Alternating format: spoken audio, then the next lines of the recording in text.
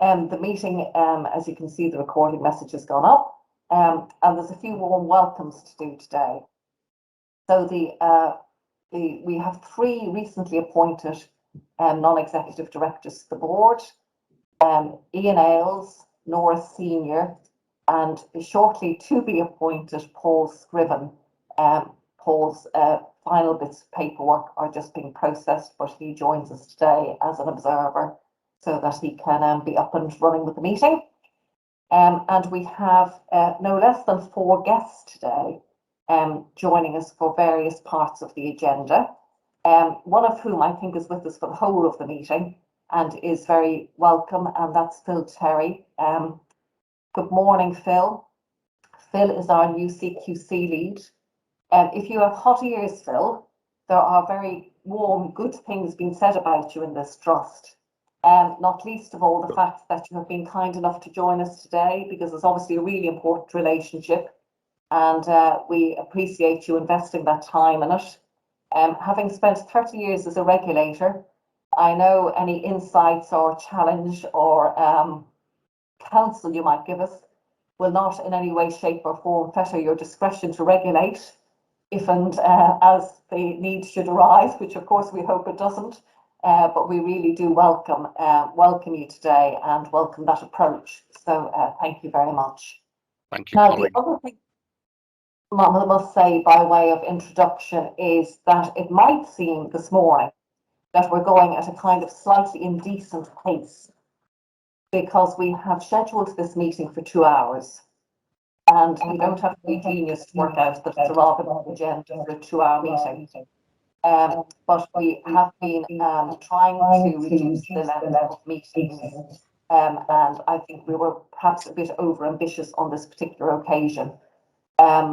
Now, we have a charitable funds meeting straight after, and Atul has very kindly agreed that should we need a little bit of flexibility, we can have it in terms of the start of the charitable funds agenda. But obviously we will do our best not to need that, but that is a little flexibility.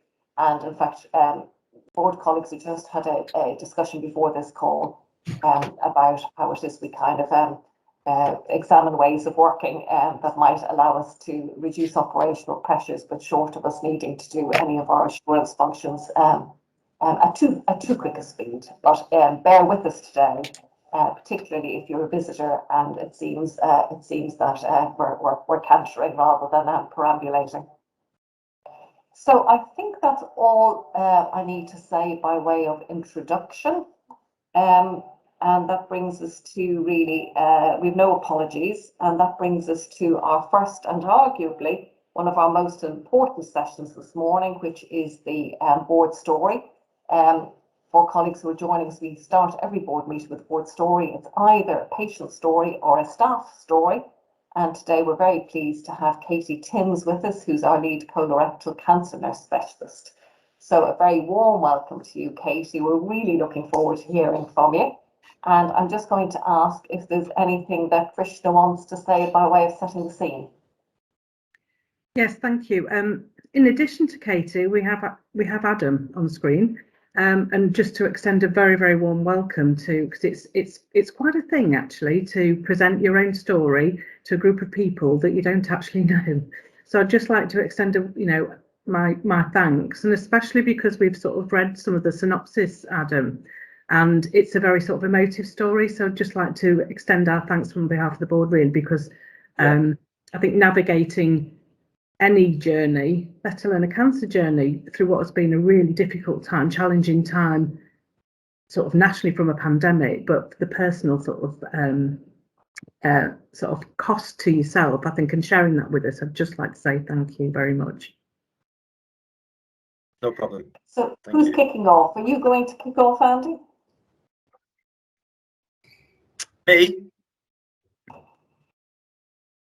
I think the video is going to be played. I think Adam's video, if that's all right. I think you've all got the link for that.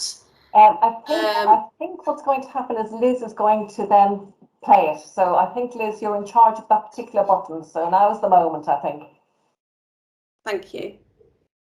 Okay.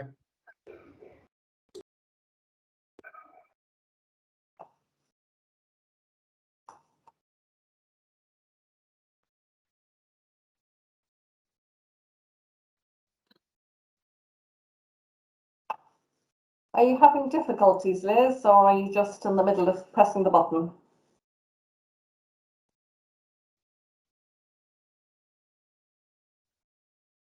Ooh. Nothing like starting with a technical challenge. Okay. I'll go and check and see how they're doing. Really sorry for this pregnant pause. It must be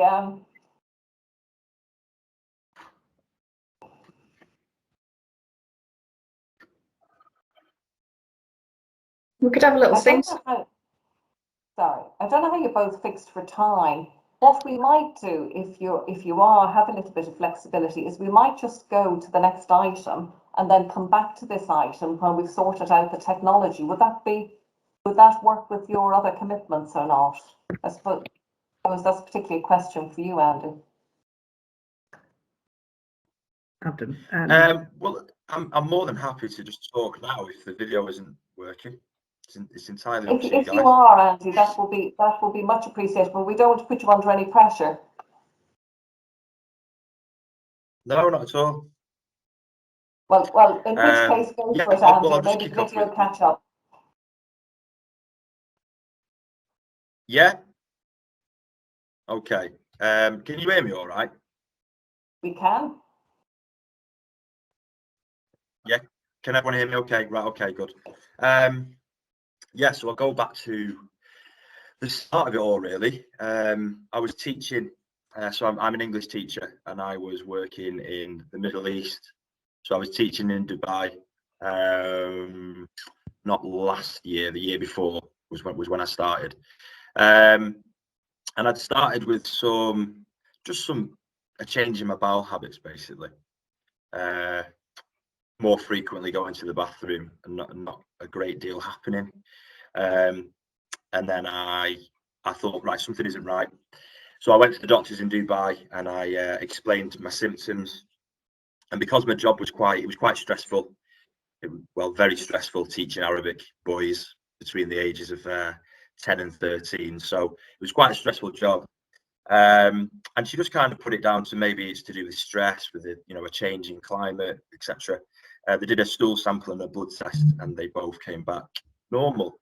So I just kind of carried on with life. I changed my diet slightly, and the symptoms didn't really seem to go away, although it wasn't really affecting my my day-to-day life. Fast forward a few months, and we actually came back from the Middle East. So that was last year, 2020. We came back in May due to the pandemic. It changed a lot of things abroad. So I got back to the UK, and I had already put an application in to join the army. I was training to be an educational training officer in the army. So I was really fit up to this point, doing lots of running, lots of exercise. But my bowel habits seemed to not so much get worse, but it was just something that just wasn't going away. And then I started to notice a little bit of blood and a little bit of mucus. Anyway, I passed my army medical, so things were looking great, and I just thought, right, I'm gonna have to get myself to the doctors and just get this sorted out. And I went to the doctors, and they did, an examination. And from there I think I knew then that it was something that was fairly serious. So they fast-tracked me to have my colonoscopy done. And when I had the colonoscopy, that was when it was spotted that there was something wasn't right, and they pretty much diagnosed me there and then. She said she was certain what she'd seen. So this was November of 2020. Yeah, November 2020. So from there, I just kind of went into survival mode, and everything was so fast. Within a week of having my colonoscopy, I had a CT scan, I had an MRI scan, I had lots of bloods done, and then I was diagnosed with stage 3 bowel cancer, and this was early December. So from there, I waited until the 27th of December, and I started 5 days of radiotherapy, and then I started my chemotherapy treatment in mid-January. It lasted 3 months, and I coped with it all right, really. obviously it wasn't nice. It was, you know, it was difficult at times, but I was determined to get to the end of it. So I got to the end of my treatment, and the scans showed that I had a really good response to treatment. Everything had shrunk down really, really well. The doctors were really impressed with how well it worked for me. So then I had an operation, and that was 4 weeks after my scans.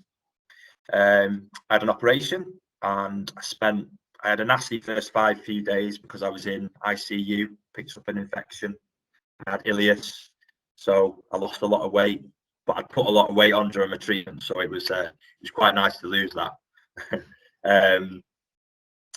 And I left the hospital 12 days later, and I got the histology report from the operation, and it was, you know, it was successful, clear margins, none of the lymph nodes were affected, and no further treatment. That was back in May. So I'm six months on now, and you know, trying to just put one foot in front of the other and just get on with my life again. You know, I've had my last 2 blood tests have been good. I'm not due to be seen now until February. But one thing I would definitely say, and certainly something that I highlight in the video, is the fact that the world was crazy. The pandemic, everything was just, you know, there was so much worry going on with people, with hospital appointments, you know, seeing all over the news that cancer diagnoses were being delayed, you know, and the effects of that, you know, they're unimaginable, really. I felt really fortunate that I was seen so fast, so quickly.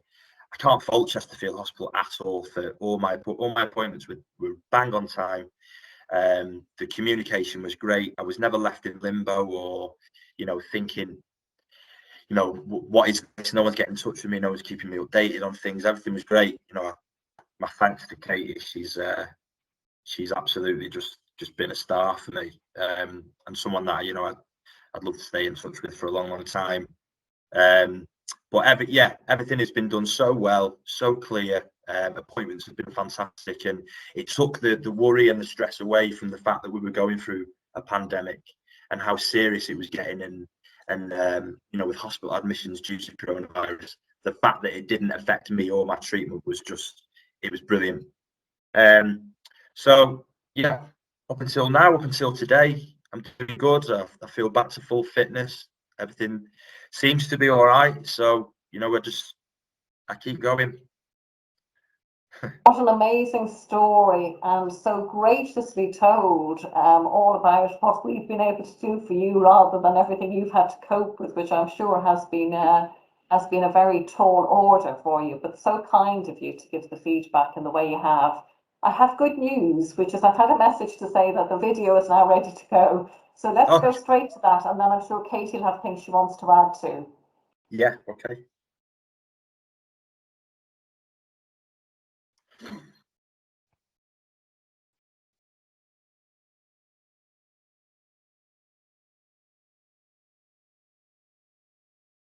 We can't hear it. I think it might be on mute.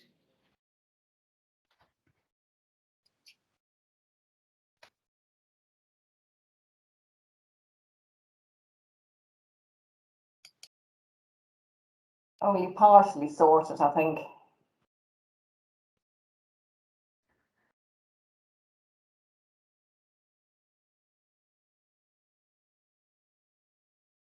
Adam, you'd be great if you were in the Charlie Chaplin era. You've got When you share fine art. when you share the screen to play the video, you need to select the audio option at the top as well, so that we can hear it. I've been living abroad. I was teaching abroad in Dubai, so I'd gone to the doctors out there quite early on. Is that better? And it was kind of put down. Okay, my name's Adam Robinson. I'm 32, and I was diagnosed with bowel cancer in December of 2020. I've been experiencing symptoms of urgency to go to the bathroom, occasionally a little bit of blood, and some mucus sometimes. For about a year, I'd been living abroad. I was teaching abroad in Dubai, so I'd gone to the doctors out there quite early on, and it was kind of put down to stress. or maybe changing my diet a little bit. And because I was well and, you know, and fit and healthy, it wasn't really considered anything to be too serious. So I carried on my life really out there, and then I came back because of what the impact of COVID. I was working in the Middle East, so the impact of COVID out there was quite big. So we came back to the UK, and I was actually training to join the army. I was meant to join the army this summer as an officer. I was going to go to Sandhurst and train in September. So I'd really put the effort into my fitness, and I felt great. But my bowel habits weren't really going away.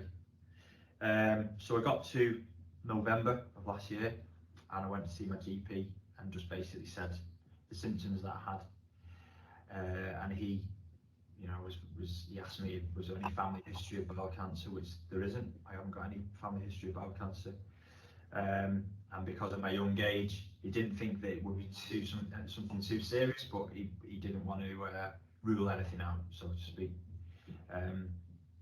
So I was referred. He did an examination. I think I knew from then that it may be something, just from his facial expression and the way that he spoke.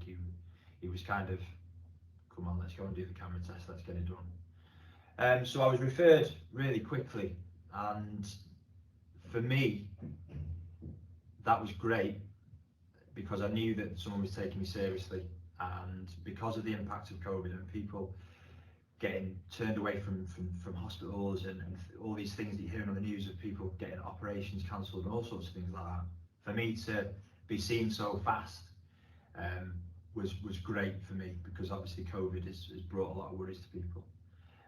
So after seeing my GP, I had the colonoscopy, which was about 2 or 3 weeks later, and that was when I was diagnosed. It wasn't officially diagnosed, but the colonoscopist was pretty certain as to what she saw, and I do remember seeing something which looked a little bit nasty. After that, it was just, everything was 100 miles an hour. I was taken into hospital the following day. I had my MRI and my CT scan straight away, and then the following Monday, so only 6 days later, I was called back into hospital, and that's where I met my team that have helped me through everything. Even up to this point, I'm still in contact with them all, and that's when I met my team, and I was officially diagnosed with what I had, and they had put out a treatment plan, explained to me exactly what was going to happen, spoke to me about any needs and any worries, and everything was really reassuring from them all. You know, they were very thorough. They were very reassuring in terms of they're going to do everything they can for me, and they're going to do something quickly.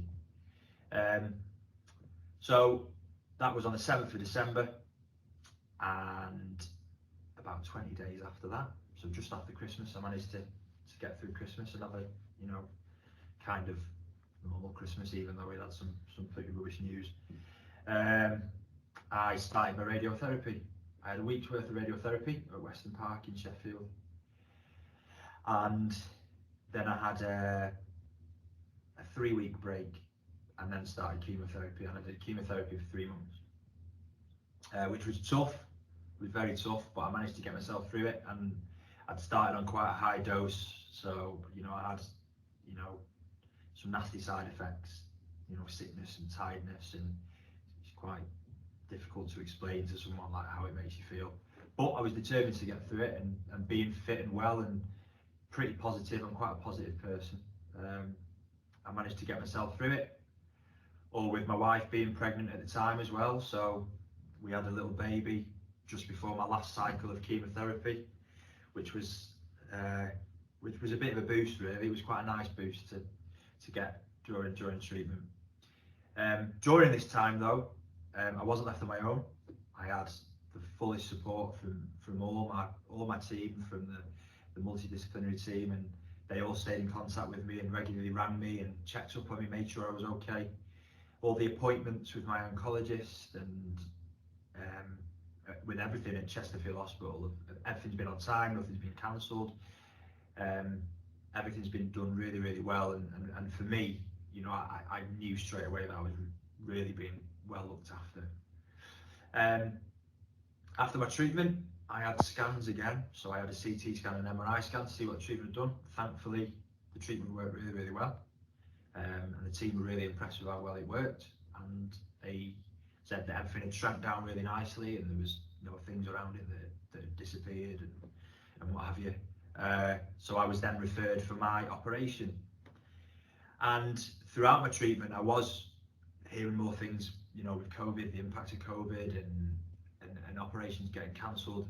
I was a little bit worried about that happening to myself. But thankfully, that wasn't the case. 4 weeks after my scans, I was back in Chesterfield Hospital and I had my operation, which went really, really well. It was successful. They removed everything. Clear margins, the lymph nodes were all clear as well, which is what we wanted. And I was told after that there was no more treatment and they'll just keep a good eye on me, and it was basically just a matter of myself going home, being with my family and just recovering and, you know, gathering and kind of taking in what I've been through and trying to turn it into something positive. And after my operation, I was given a stoma. So a stoma was formed, which thankfully is temporary. So hopefully next year, towards the end of next year, I can have that reversed after getting through, you know, the next few months of being looked after and checked up on. So yeah, that's where I'm up to now, and I'm still in contact with my team. I'm still in contact with all the nurses and people at Chesterfield that have looked after me, and they regularly ring me, and you know, and they're always there for me to ring them as well. You know, if I've ever got any concerns or if I ever need to talk to somebody, or if there's anything that I'm a little bit worried about. I feel great in myself, and I feel like I'm back to full fitness and out doing my sports and what have you. But if there's ever anything that I am worried about, you know, they're just a phone call away, and I can ring them and they give me all the advice that they've got and reassure me. Every time I ring up, I might be a little bit worried sometimes, and they'll be like, listen, Adam, you know, it's all right, it's normal, just keep doing what you're doing. So on the whole, my experience, although it's not been very nice, you know, a cancer diagnosis is never going to be very nice, and it's always going to be worrying. But the one thing that I think you do want is to know that you're being looked after and that you're being taken seriously, and not just kind of left to worry and not have anyone to turn to. And that's the one thing that they've done for me, is that they've always been there for me, and they've helped me through like quite a traumatic time, and I'll be, you know, forever grateful of that. So touch wood, you know, things are looking good for the future, and yeah, you know, I'm doing well. So incredible, Adam, just incredible. I thought it was going to be hard to beat the fabulous version you gave us in the first person, but you know, it added even more colour, and lovely to hear about your young family as part of what was going on at that time for you. Goodness me. I don't know what we've agreed with you, Adam, about how widely we can use that video, but I hope you might consider us being able to use it with people who are worried, in particular, about coming for treatment in a COVID context, or just, you know, at otherwise busy times of their lives, because it's been completely inspiring. And I don't know if you can see all the messages in the chat, Adam, but they're just absolutely fulsome about, you know, what a strong person you are and how incredible you've been in sharing that with us, and all you have. Thank you so much. Oh, well, thank you. No, honestly, we get emotional now. Yeah, because you know, it was very tough. But I did a lot of reading while I was going through my treatment, and sometimes, you know, you read pretty nasty stuff. But what kept me going was reading inspiring stories and listening to inspiring stories from other people. And I remember saying to my wife that when I get out of this, I want to do something. I want to do the same, and I want to give back as much as I possibly can to people that have been in my situation. So yeah, I will do whatever you want, wherever you want me, wherever you want to put that video, I will, you know, play it to whoever you like. if it's going to help, even if it's just going to help one person, that's, you know, I've done what I've intended to do. So. Shall I better tell her that I'm in? It's a wonderful, wonderful mark of the man. Thank you so much, Adam. I'm going to give the last word of this item to Katie. Katie, final reflection from you. Hi, and thank you everybody for inviting myself and Adam here today to talk. And Adam, thank you. That's been inspiring. I feel emotional watching it as well. Yeah, it's been a pleasure looking after you, Adam. It really has. We are a team. We are a team, and it's not just down to me. There's a team, and we're all working closely together to support our patients here at Chesterfield. And you know, we are at the end of the phone, and I think, you know, we just want to support the patients through and ensure that they have really high standards, and that we're getting you through your surgery and supporting you at every stage.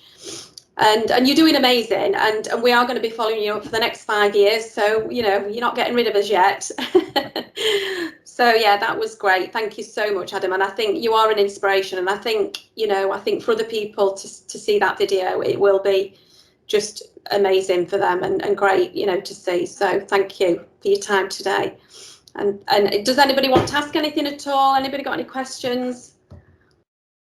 I think it would be very hard to follow that, Katie. I really do. But we're enormously grateful to you. And not only is it for patients and people who might be facing into this kind of treatment, but also for our staff colleagues, Katie. This is the kind of highest accolade in terms of the quality of the service you've had, Adam, and the relationships you've formed. And as you know, and much of our discussions today are going to be about how much pressure the trust is under, and to be able to have this quality of care at a time of great pressure will be a lovely accolade and gesture of appreciation for all our colleagues who are kind of absolutely up against it at the moment. So yeah. I suspect we'll want to roll out your video in that capacity too. So we can't thank you enough, Adam, and we wish you and your family all the very best. Thank you, Katie. Thank you. Thanks. See you soon. Okay. Thank you all. So I don't think we need to stay on the meeting anymore now, do we? So you're released if you'd like to be, and you're welcome to stay if you'd like to. Thank you, everybody. Thank you. Thanks, Adam. See you soon. Thanks, Katie. Yeah, thanks, guys. Adam. Thank you, everyone. Bye.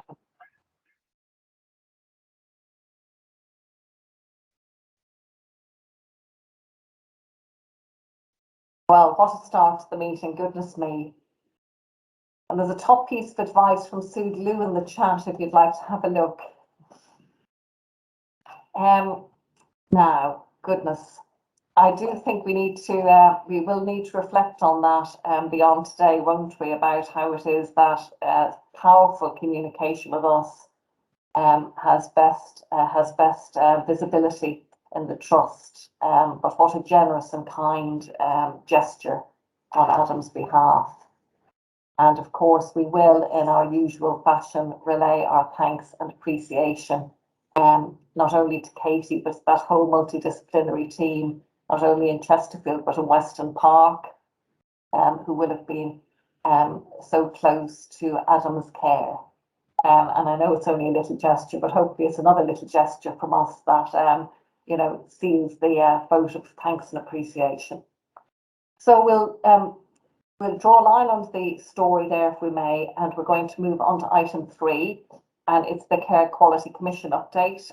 Welcome again, Phil, and I'm going to hand across to Krishna to open the item, please. Thank you, Helen. I don't know really if you need much of an introduction, Phil, because I'm sure that you'll do that with your wonderful presentation. What I do know is that Phil will want us to be, which I'm sure we're all prepped for, we'll be asking sort of questions, and obviously he'll sort of answer to the best of his ability, which we've met several times now, haven't we, Phil? And we've sort of engaged sort of quite easily, and I think it was really opportune and really kind of you to sort of agree to come sort of so early in sort of the relationship between CQC and Chesterfield Royal Hospital. I think it's a really good step forward and a really positive move that we can sort of have that relationship cemented so that people know who you are, you know who we are, and you can get a flavour of how we are in the trust. So I'll hand over to you, Phil, to do your presentation. Thank you. Excellent. Thank you so much, Krishna and colleagues. Can I just say to start off with, it's an absolute privilege and a pleasure to be invited to your board. And every time I cross the threshold of a registered provider, it's a real privilege. My approach with the regulatory role, I would like to state, is one with compassion and empathy. That's been particularly highlighted throughout the pandemic and continues to put incredible pressures on you and all your staff. So as a personal thanks, I'd just like to thank each and every one of you and every member of staff at the Trust for everything they're doing to deliver the best possible care under incredibly pressurised circumstances.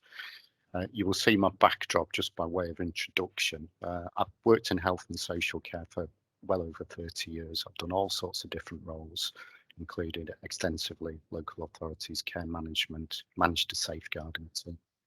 I worked for other regulators as well. And back in the day, I trained to be a doctor, but I am non-practicing. So I've got, in the vernacular, I'm a generalist as opposed to a specialist. In CQC, we have a lot of specialists because they're current clinicians, whereas I'm much more of a generalist. So what is absolutely important to me is to have that bigger picture of how the trust operates, the context, how the system works, what regional connections you've got. And that takes time. So today is a continuation of our engagement, building trust on both sides, speaking with candour and respect at all times. As Krishna hopefully is now aware, I speak as I find. I can be direct when I need to be, and but I need to see the bigger picture. I don't rush into any form of instant decision making. I'm not an ivory tower CQC clipboard warrior, as appears to be in the conversation in certain media outlets yesterday. I spent a year at the Department of Health and Social Care. I'm not a clinician, so I couldn't support on the front line, but I offered my experience to government and they kindly took me up. So I supported colleagues in the central government to help coordinate the initial wave 1 response. That's me on Westminster Bridge when Prime Minister Boris was in St Thomas's. That's the Thursday evening clap for carers. So it's a powerful image, but to me, it summed up the absolute incredible circumstances everybody in the country and beyond was facing. So I've come back to CQC. Like I say, I'm an inspection manager in the Acute Hospitals Directorate in the Midlands region. My current portfolio is 5 acute NHS trusts and together with about 50 independent providers. And I manage a team of 5 inspectors. I report direct to a head of inspection, who for your trust is Sarah Dunnett, who's an interim head of. She reports to a deputy chief inspector, who is Fiona Allenson, who's been around regulation for many, many years and is incredibly experienced. And Fiona reports to Ted Baker, our current chief inspector of hospitals. So in terms of what is important, I think, at the start of any sort of relationship is just clarifying expectations. Since 2016, with every trust that I've formed a relationship, it's working alongside you. It's not interfering. It's only asking for information and assurances when we need to satisfy our regulatory role, and particularly at this current moment in time. I would love to come and visit your staff face to face when it is safe, when it is appropriate to do so. So that's perhaps something we can look at in the new year when we get through this incredible winter pressures, is a regular series of relationship days, we can call them, that are planned in advance, advertised in advance, and I can meet with as many staff of all grades in different forums, depending on what works for you and your organisation. That's a process has worked extremely well, It's picking up on the themes of the King's Fund report. It's all about anticipatory changes and building that trusted, respectful relationship. It helps me understand how you work, how the staff are working, what they're dead proud of, what they're working on. There's always going to be issues. Every organisation, CQC's got a risk register. We've got actions, we've got priorities, we've got a monthly work plan. You know, it's no different in many respects to yourselves. There's always areas for improvement. So that's what we're quite keen to do, is have a very early conversation. If there's any issues that at any moment in time you think actually the regulator might need to have sight to that, let's have an early conversation. Let's discuss the parameters of the regulations and what the options are, as opposed to rushing into a knee-jerk reaction. Does that make sense, everyone? It makes a glorious amount of sense, Phil, and described in such lovely, clear, straightforward terms. And the whole philosophy about wanting to understand what we're like every day rather than what we're like on clipboard day, I think is one that you will be pushing at an open door about here. You know, every time I walk through the front doors, you know, I'm seized with the importance of us being at our very best for every patient on that particular day.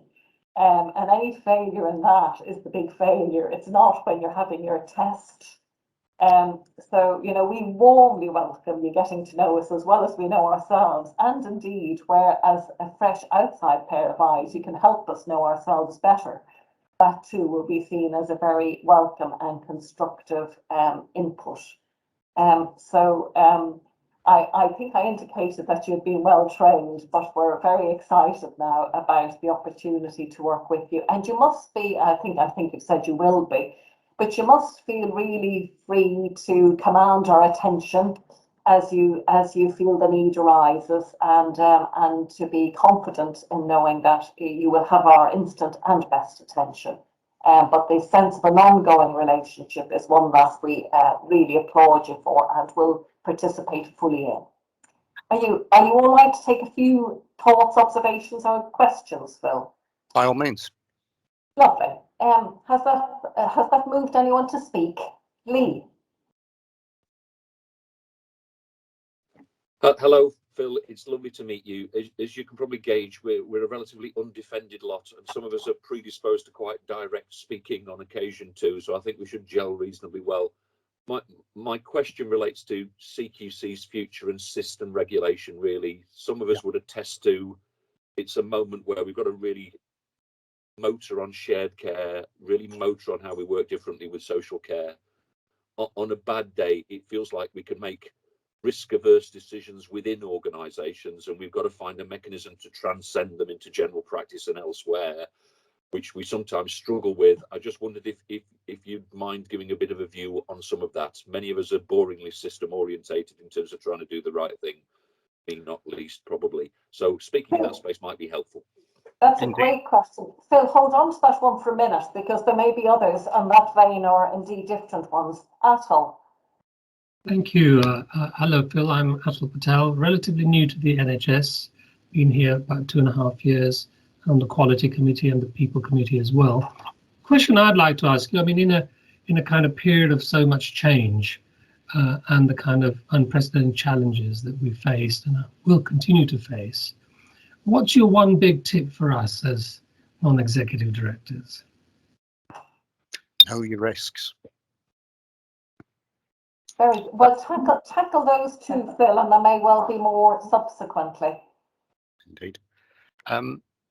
Rather than go through the slide deck, everybody can read, but I'll just draw your attention to slide 15, which is priorities for year one. As you hopefully are all aware, we're in the middle of a 3-year change and transformation programme within the Commission, and we're moving away from the old big style inspections, very labour intensive, very bureaucratic on both sides, may I add, and also created really intense pressures and a lot of anxiety, particularly in junior grades across all sorts of organisations. So we're trying to move away from those big comprehensive style inspections.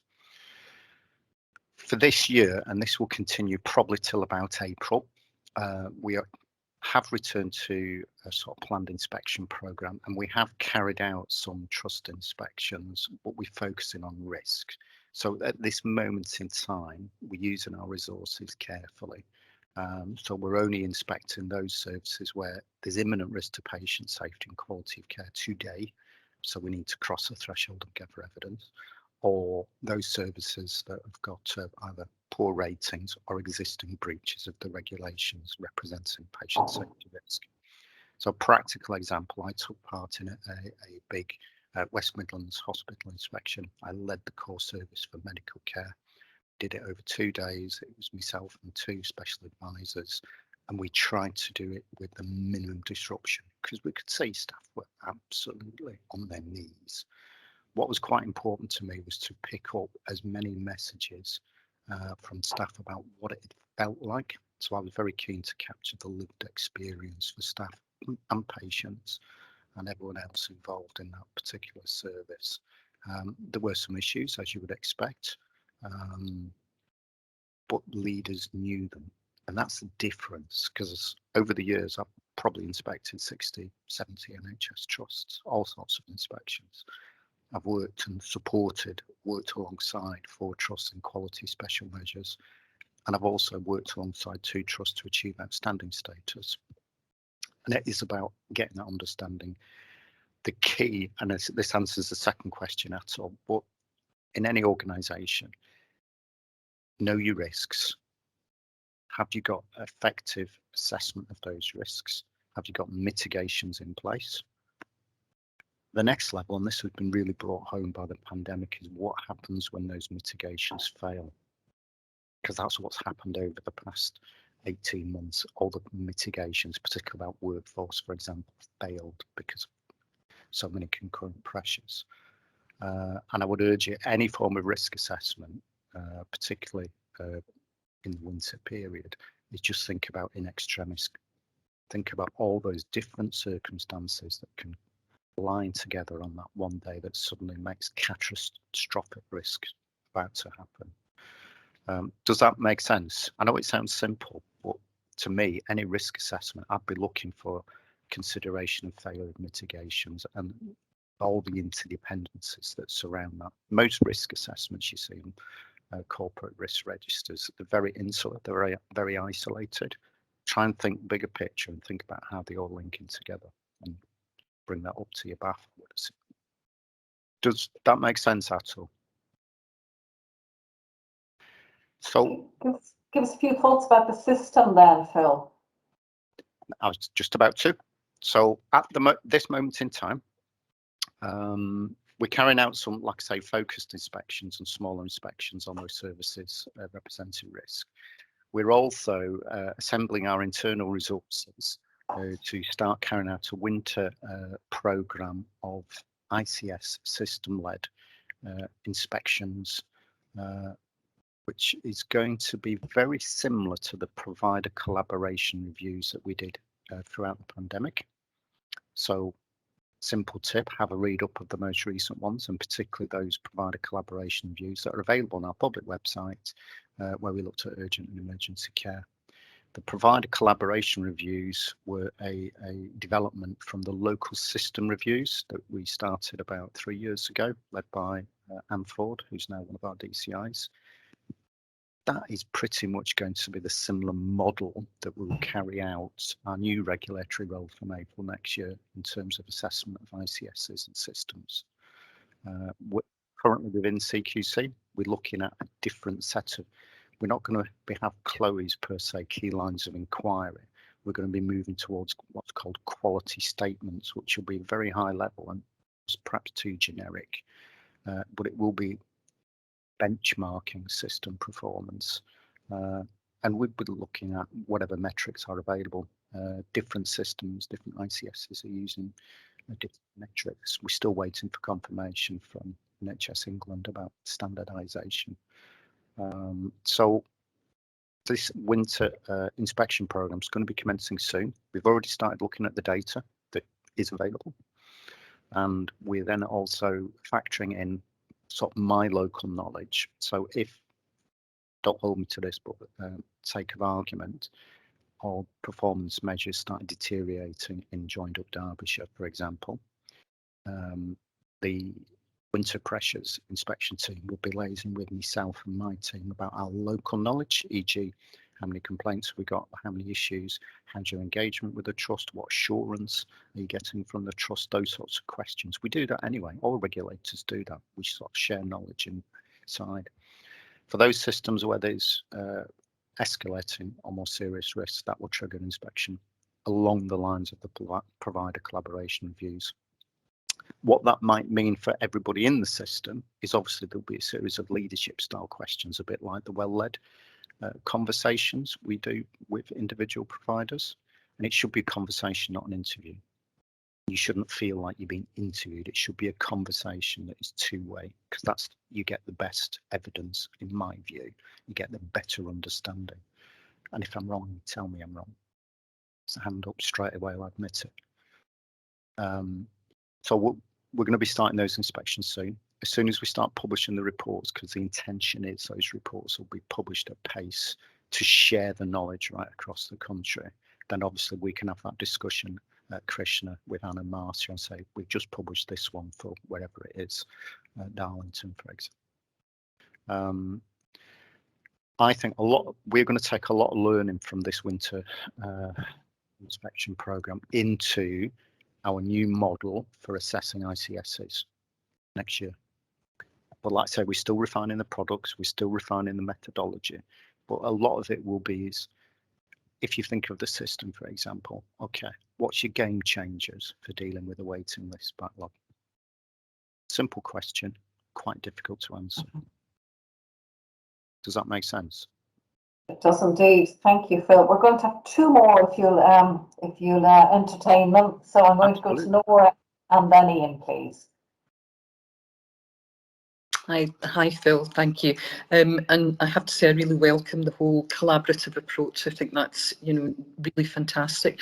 One of my questions was around the new assessment framework, and I think that you've given us an insight into how you're going to approach it. Obviously, one of the areas that all hospitals and trusts are going to be focused in on is the backlog. So what are the kind of criteria that you're going to be looking at, against what timescale, so that it gives us an idea of what we need to be really focusing in on? And in terms of best practice, you're going to be in an ideal position to see what's happening across the whole of the country. And how are we going to be able to share that knowledge more quickly and more in depth so that we can learn from it? Well, obviously now we've got a mechanism with I'm your direct point of contact. So anytime there's ever an issue that you'd like the regulatory eyes upon, please let me know, and I'll do my best to find that information. But our process would be via our regular engagement meetings, so we can have this discussion about what's happening across the landscape. On a national level, we publish our reports, but also we publish best practice publications. We highlight quality improvement. For anybody working in urgent emergency care pathways, have a look at patient first. I think that'll be quite important for the winter pressures inspection for urgent and emergency care. Not saying you have to follow it, but just pay reference to it, because your trust operates slightly differently to every single trust, because they're all different, if that makes sense. So yeah, it will be, if there's a direct ask of me, I'm more than happy if Krishna, if Marcia and Anne want to use me as a conduit. When I'm aware of publications of interest or best practice or outstanding practice, I'll share that reciprocally as well. What we use when we're thinking about inspection planning, we do quite a lot of benchmarking. So to answer your question, Nora, how are you benchmarking your performance against your peer trusts, both locally, regionally and nationally? Are you an outlier? Does that make sense, Nora? Yeah, that's really great. Thank you. The other key thing to think about is harms. What's your process for identifying harms? Because that's when our specific incident guidance might kick in, if we can see that there's provider failure in terms of not recognising harms at pace and not having robust systems in place.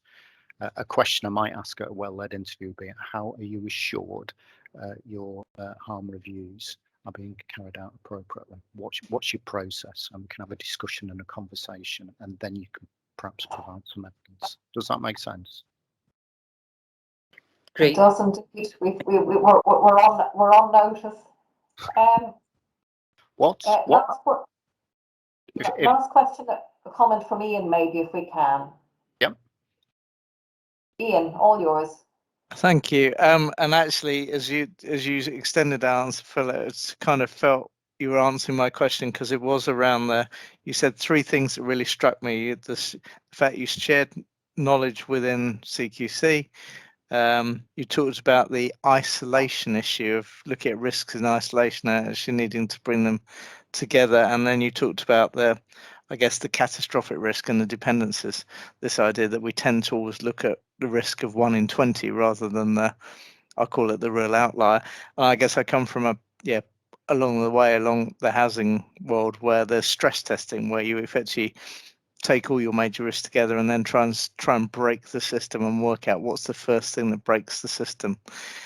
And I guess the question is along the lines of, it's sort of twofold. One is sharing best practice, which I think you talked about really clearly in your answer, and saying, almost is there emerging best practice of trusts or other organisations that are doing good stress testing or combined risk analysis in the sector? And the second bit is, are there already any publications or sort of areas that you think we should be looking at to ensure that we don't have isolation of risks?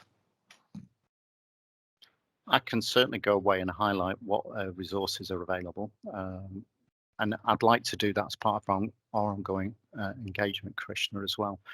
The other aspect that we can set up over the next few months as well is on engagement days, either virtually or face-to-face, when it's safe to do so, is actually each day could have a separate focus. So we could look at maternity services in January, we could look at urgent emergency care in February, for example, and that will open up opportunities to have different types of forums, staff drop-ins, whatever works best, together with discussions with clinical leaders as well. And we can sort of think about risk pertinent to their area and national best practice as well. That's called a direct monitoring approach, which is going to be one of the key pillars of our new strategy moving forward, to step away from the rigorous nature of on-site inspection activity. We're setting up a process of meaningful engagement, informed by discussions just like this. So I've got better situational awareness. I can see the issues emerging over the horizon equally as well as you can. And then we can have a conversation. If I'm assured and I can present sufficient evidence to my senior managers on the back of a conversation, that could lead to a change of ratings. So this is still being worked through. Currently, at the moment, we can only change ratings in CQC with a site visit.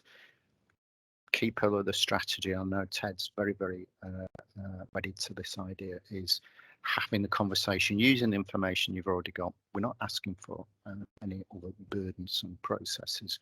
Help me understand the information you've got. I can provide the assurance to say, actually, medical care, you've rectified your breaches for, I think it was 17 and 18, that you've currently got requirement notices in place. If you can send me enough evidence in 6 months' time, for example, then we can change the rating and uplift all of medical care to good overall without a site visit. We're not putting staff under pressure. Does that make sense?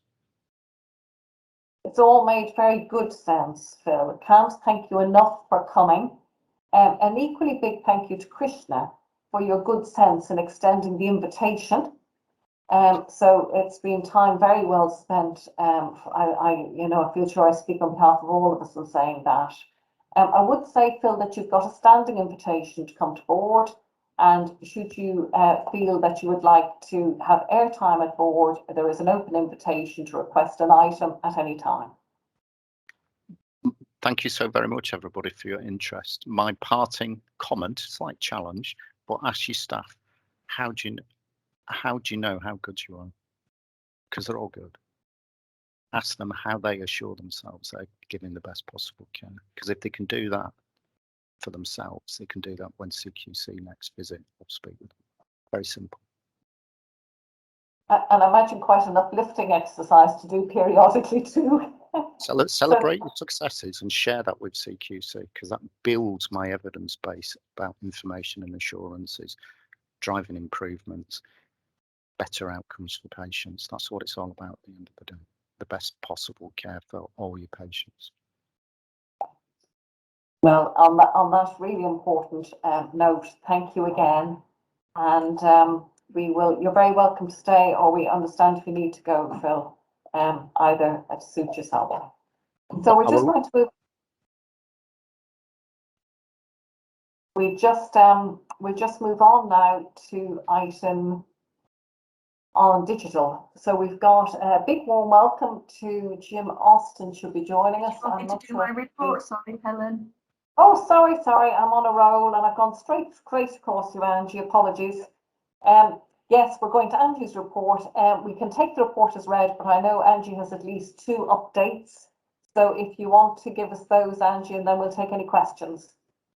Thanks, Helen, and sorry to interrupt, but Phil had given me the perfect introduction, so I just wanted to say thank you. Lovely to meet you, Phil. And we know, and we've said a number of times at board, our biggest risk is our people, and also how we support them and celebrate their successes is really important to us. So, as you said, Helen, the report is read. Some of the discussion through the BAF risk update around the operational pressures that we're experiencing at the moment, we will talk through, but just wanted to note, as we often do, and important for, I think, today, our thanks to all our staff who are facing some incredible challenges day in, day out at the moment, and our commitment as a board to continuing to support them from a health and wellbeing point of view, from an operational day-to-day point of view. I thought it important just to draw that out from the theme of the first page of the operational update.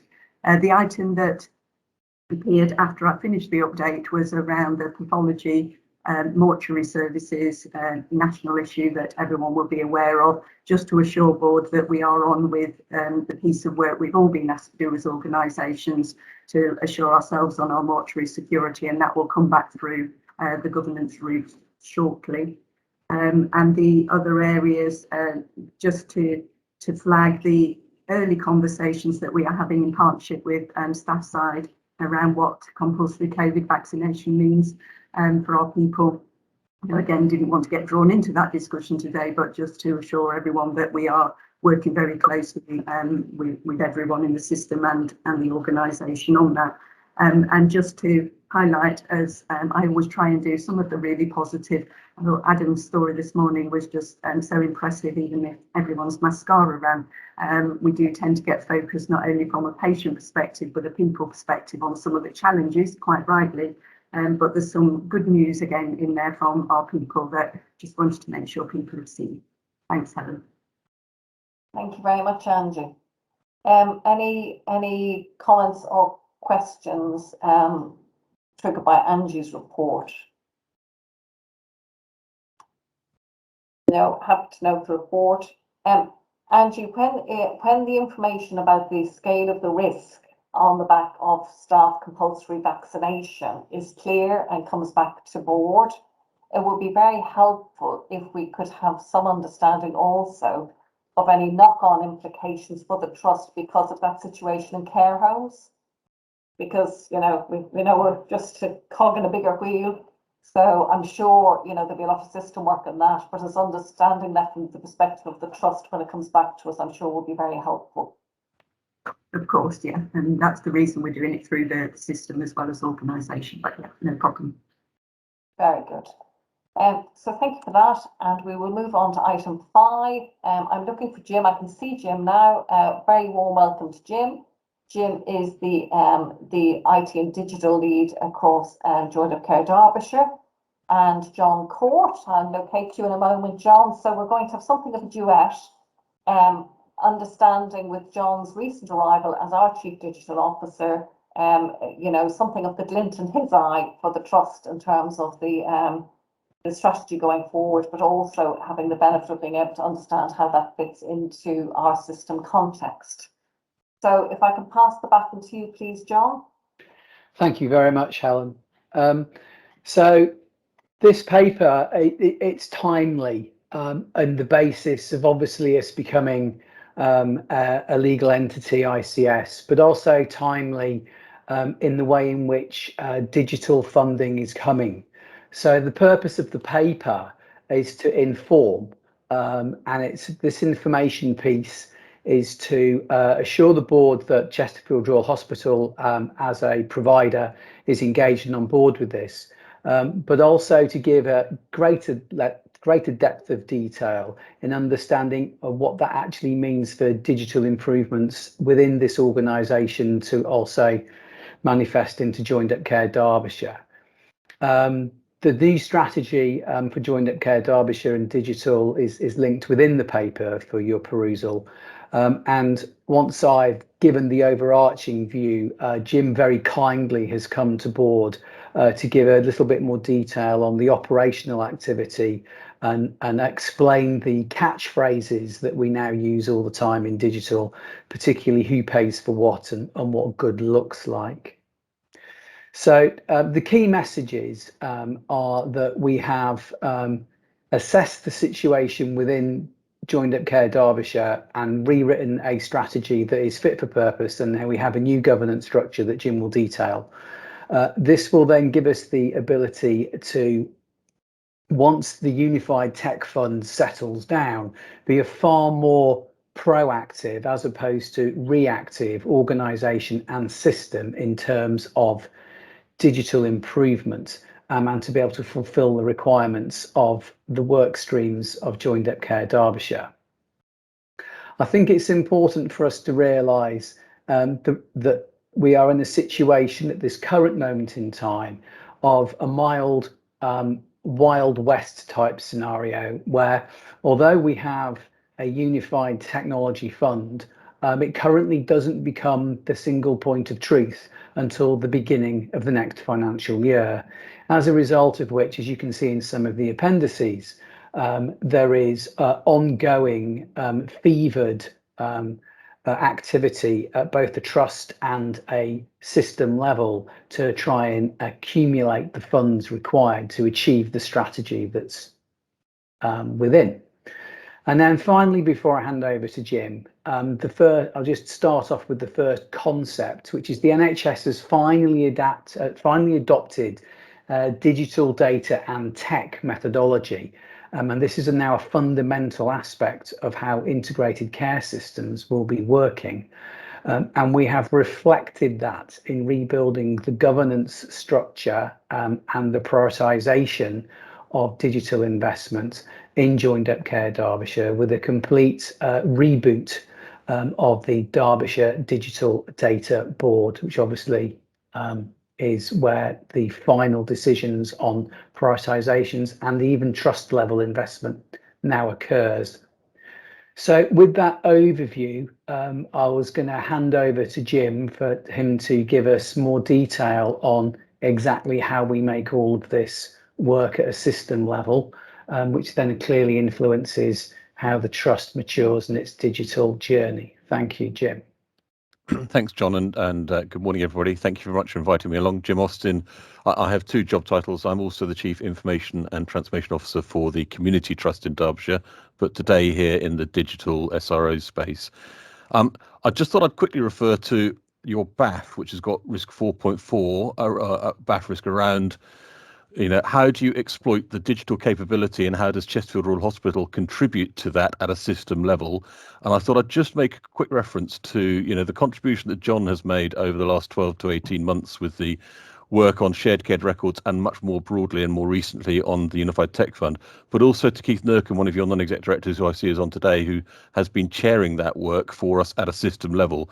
So I just want you to take a little bit of assurance that Chesterfield Royal very much is playing in that system space, is a key partner in that, and I'm very, very grateful for the support that I get from that. I wasn't going to go through the paper line by line. Within the paper that you can all read, the governance arrangements for digital and data for Joined Up Care Derbyshire have been split into three supporting pillars. One is all around data, one is around architecture, and one is around implementation, that all report into the Derbyshire Digital and Data Board, that the accountable officer for data and digital, Tracy Allen, chairs. John is chairing the implementation group, so in a system capacity rather than a Chesterfield Royal Hospital capacity, and ensures with the workstream leads. Berenice is there as the lead on. I'm trying to think, urgent emergency care, for example. He chairs that group to make sure that we are implementing digital and data capability that meets the system requirements. The design authority group, which is around boxes and wires, has the directors or heads of IT attending from each of the organisations. So Ian Hazel attends on your behalf. And then the digital group has similar kinds of people leading the data work that's going on, headed up by a newly appointed role within the system, a chap called Craig Cook. So Chesterfield Royal very much contributing to that governance, and then actually because of the people that you've employed and the people that are working, we are using your skills and capability across the system without recruiting extra people, if that makes sense. There are two elements of the paper that John particularly wants me to go through, which I will very briefly talk about, if that's all right. And then we're very happy to take any questions, Helen, that come out of that. The two parts are what good looks like and who pays for what. These were two items that came out from NHSX on the 1st of September this year, and we've asked that all the boards go through and understand what that means for them. What good looks like is a 7-point item of examination that will, each trust will go through their own self-assessment on it, and then that will be peer reviewed. And we will do that at an ICS level, at the system level as well. That will also be peer reviewed by other systems. Helpfully, NHSX has not yet published the criteria for what those 7 points look like. They've given a little bit of a description. We are on with that anyway, though. We have a pretty good idea what they're going to ask us, and so we're getting on with that now in any case. But there will be a discussion potentially for you as a board to think about what does the contribution for Chesterfield Royal look like around that piece of work. And then who pays for what? I think, there's £938 million that the government are very kindly pushing out into the health service to be spent this year, which is quite an ask in itself. I think John has been generous in talking about the Unified Tech Fund. I think one of those words doesn't really apply very well. It's not particularly unified. We are tolerating the ambiguity. We're doing our very best to make sure that Derbyshire and the trusts and services within it get their fair share of what we need to level up and draw up the gaps that we have. The appendix that shows some of the examples that are going through is a daily changing piece of opportunity, to be honest. So I wouldn't put too much store by what's in there. What I would say is it's really exciting to see things like the maternity fund, where we've got leaders from Chesterfield Royal and UHDB working together around what would be a good system solution for us across the board. And similarly with things like robotic process automation and the application of artificial intelligence to help with waiting list initiatives, looking at that across the acute sector within Derbyshire rather than doing it on a trust by trust basis. Ultimately, though, what this talks about is who pays for what. A lot of the stuff that we may have relied on sort of national grants and bidding will be ceded to the ICS, the ICB going forward to fund, and we will find ways of doing that. And big national programs of work like NHS Mail, I think that would continue to be funded nationally. It leaves us with some headaches, but I'd rather have a headache around how do we spend the money most effectively than worry about not having the money to spend in the first place. So it's like both things. We could sit here and complain about how terribly difficult it all is, or we pick up the baton and run with it and we make the best fist of what we've got, which is what we I think doing as a system. Helen, I'll stop there, but I'm happy to take any questions, and John will too. Thank you both very much. Keith, can I go to you in the first instance, please? Yes, of course. Thank you, Jim, and thank you, John. I think, Helen, as we talked about the other day, it's a very sensible plan. It's working in a very sensible way. There is a lot of money being, as Jim rightly pointed out, being pushed into the system to transform and to change. I think it's probably unrealistic that we'll spend 900 million of it in this financial year, being realistic. But there are some really sensible plans coming out. Look at the Derbyshire Shared Care Record, which is moving forward now and are very close to being implemented over the last year. That funding has come from NHSX to allow us to do that. So I think it's really key that as a system and as Chesterfield Royal, we look at how we integrate our digital solutions and how we transform the capabilities we've got now and make them work together much more seamlessly in the future, whether that's funded by us or whether that's funded by the wider system. And I think that's what this is starting to do. And Chesterfield has, I have to be honest, a particularly strong stake in the digital footprint, I think, in Derbyshire at the moment with John's role. As you know, I sit across the shared care record and across the digital stream. So I think we support that very strongly, and I think we should continue to support that very strongly because we have a very big stake in it in terms of how Chesterfield moves forward. So I strongly support the plan, I have to say. Thank you, Keith. Ian. Thank you. I guess, I mean, it sounds great, and I particularly compliment the shared care record and where that is. I guess the two questions I have are about the stuff that's the hard stuff, which is in doing all the new stuff, you've got money, but actually you need resources as well. Are there things that you can stop doing, i.e. you often create the space and the prioritization by stopping doing things? Right, it's easier to start doing things than it is to stop doing things. So that's question one. And then question two, I guess from my history, I'm always worried about legacy data.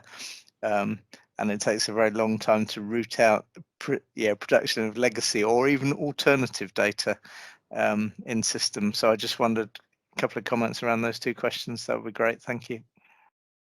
Just hold on to those for a moment, if you may, and we'll go to Jeremy and then we'll come back to you. Jeremy. Okay, thank you. Thank you for this report.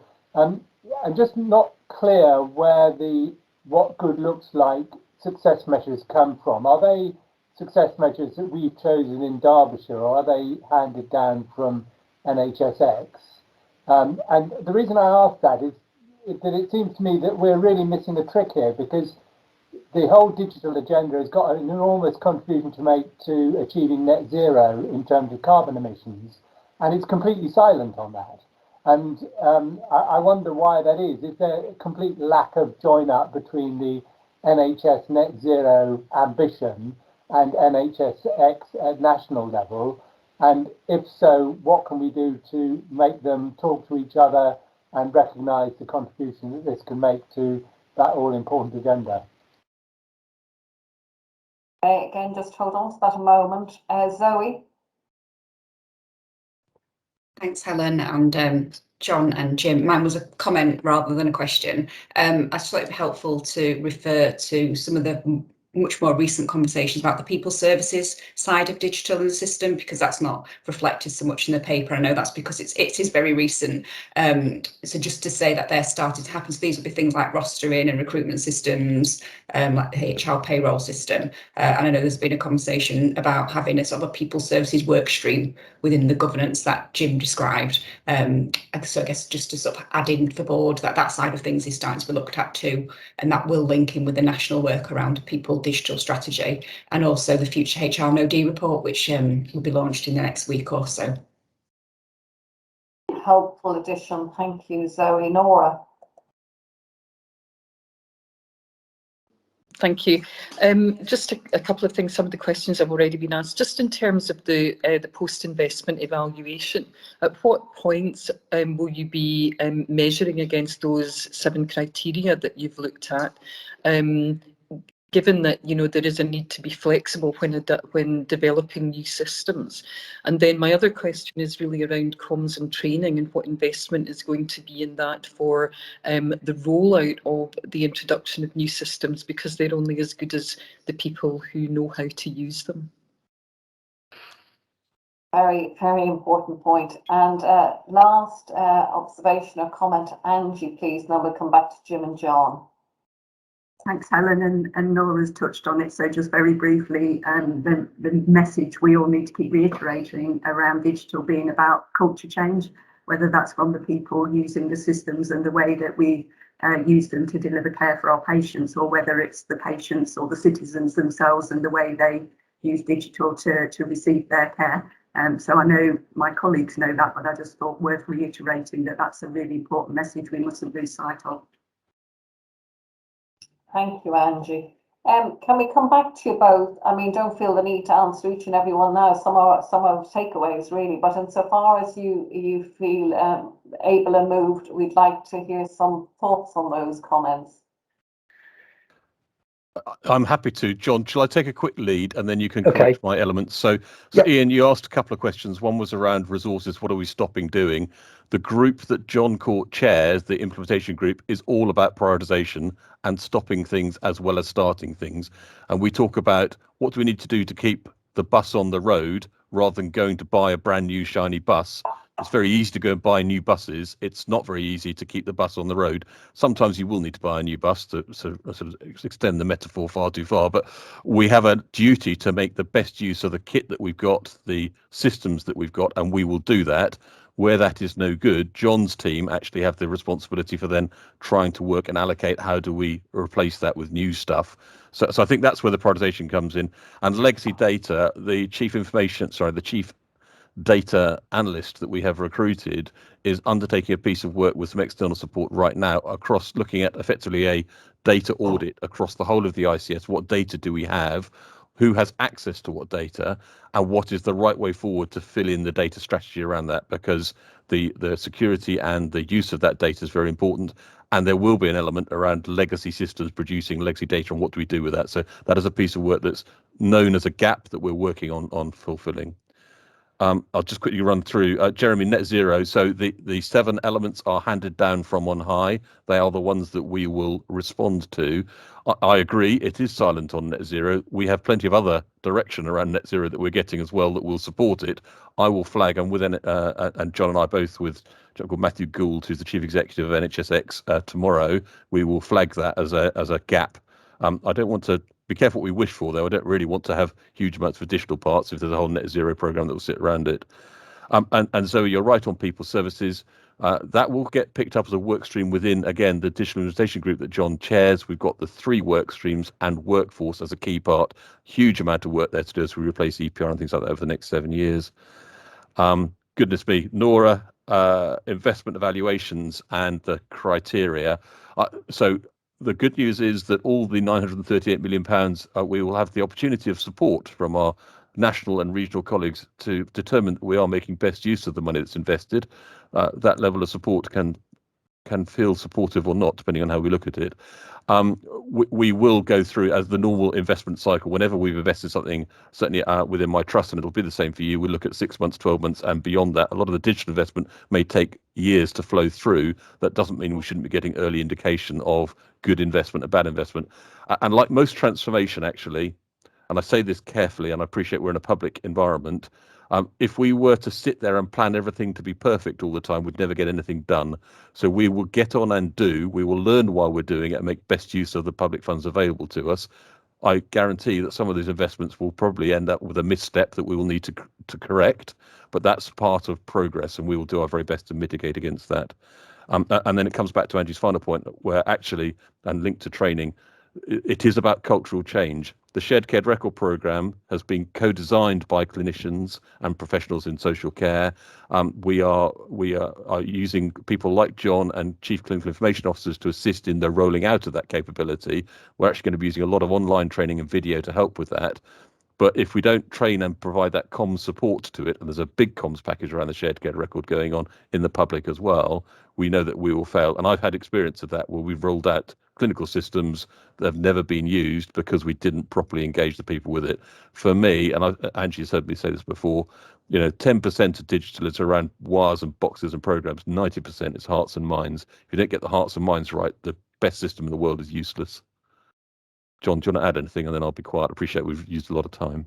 That was really comprehensive. I've only got one more bit to add to this, which is the way in which that we actually work as a system.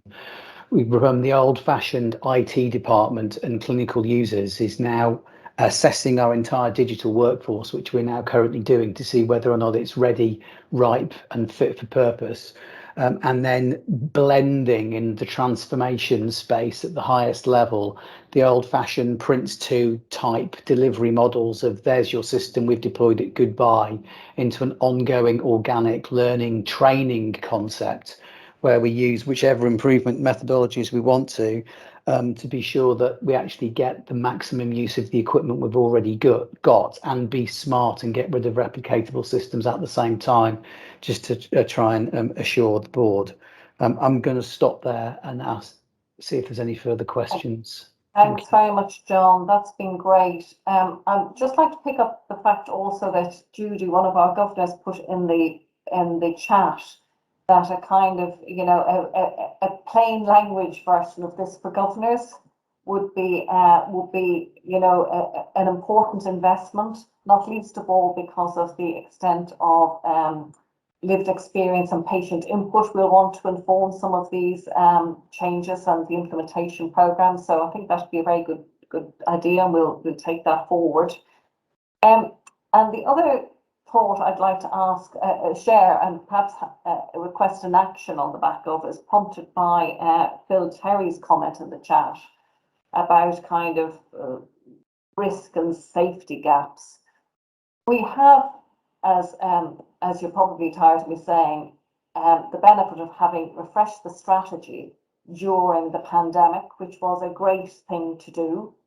So we've got a strategy now to make sure we're fit for the future. And of course, you can't have a strategy if you don't have a digital strategy. And now we have, you know, a clearly emerging digital strategy. But I wonder if one of our next strategy sessions, which we have between our formal board meetings, if we might want to look at the two in tandem, and particularly in the interest of kind of crystallising the risks as well as the opportunities that emerge from the kind of parallel implementations. And I feel sure that that will give us another opportunity to kind of consider this fast-paced agenda in the round. So we'll take an action around that. A huge thank you to you, Jim, for coming. You've got a really big role in the system. It's a very important agenda. It's great to hear from you firsthand. And of course, we didn't need any evidence of this, but the visual evidence of just how closely you and John are working together is a pleasure to see. So thank you, Jim, and thank you, John. We'll move on, if we may, and we've got now the next item, which is a warm welcome to Stephen Bacon. Stephen and I are working closely in the system where I chair the Provider Collaborative Group, and Stephen is the lead chief exec and performing the SRO function for that. And we thought it was, you've heard a lot about Joined Up Care Derbyshire and how it's going to transition into the Integrated Care Board in April. You probably heard a little bit less about Provider Collaboratives, and Stephen and Angie are going to do a duet this morning to give us something by way of an update. That was yours, Angie. Thanks, Helen. It makes me sound like we're going to sing. I can't, Stephen, so I hope you're going to do the main bit of the duet.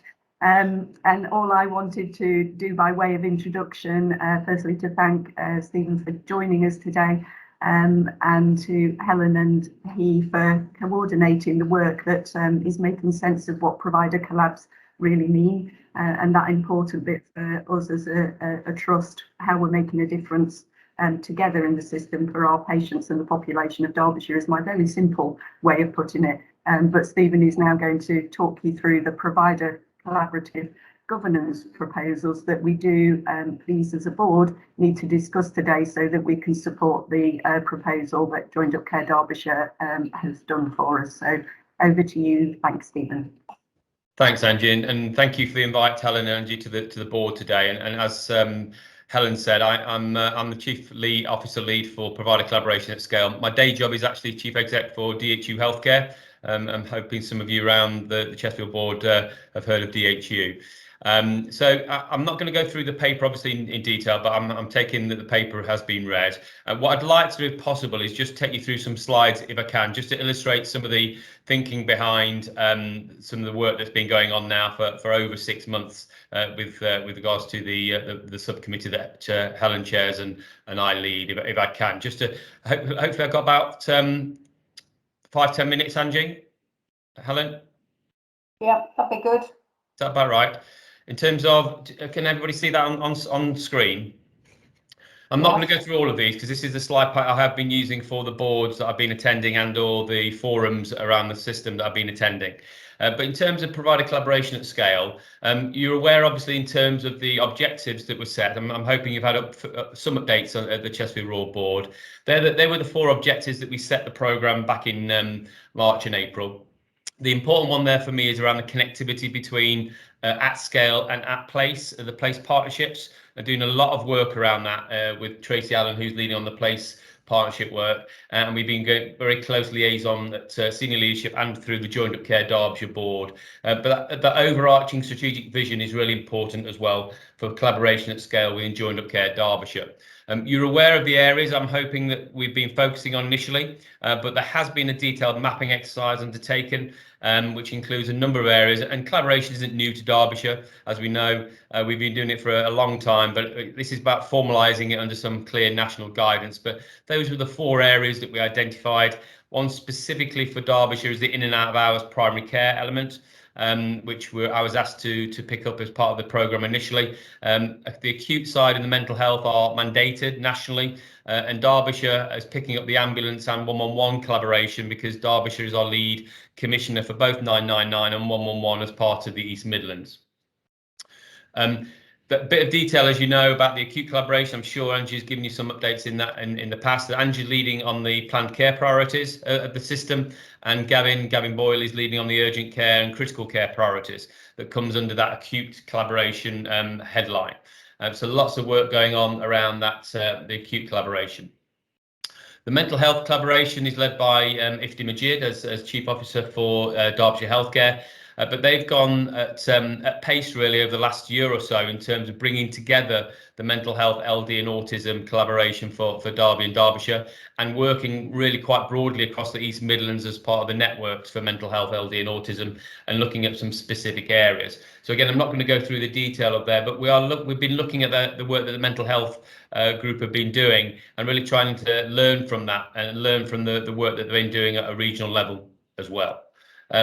Just in terms of the ambulance, there's a draft agreement in place, a proposal that we've taken to the East Midlands Commissioning Board, which is, I would suggest, the forerunner for, in the future ICS world, any services that are commissioned at a regional level. I would hope that the East Midlands Commissioning Board might take a lead role in reviewing and agreeing the commissioning and or delivery of those services.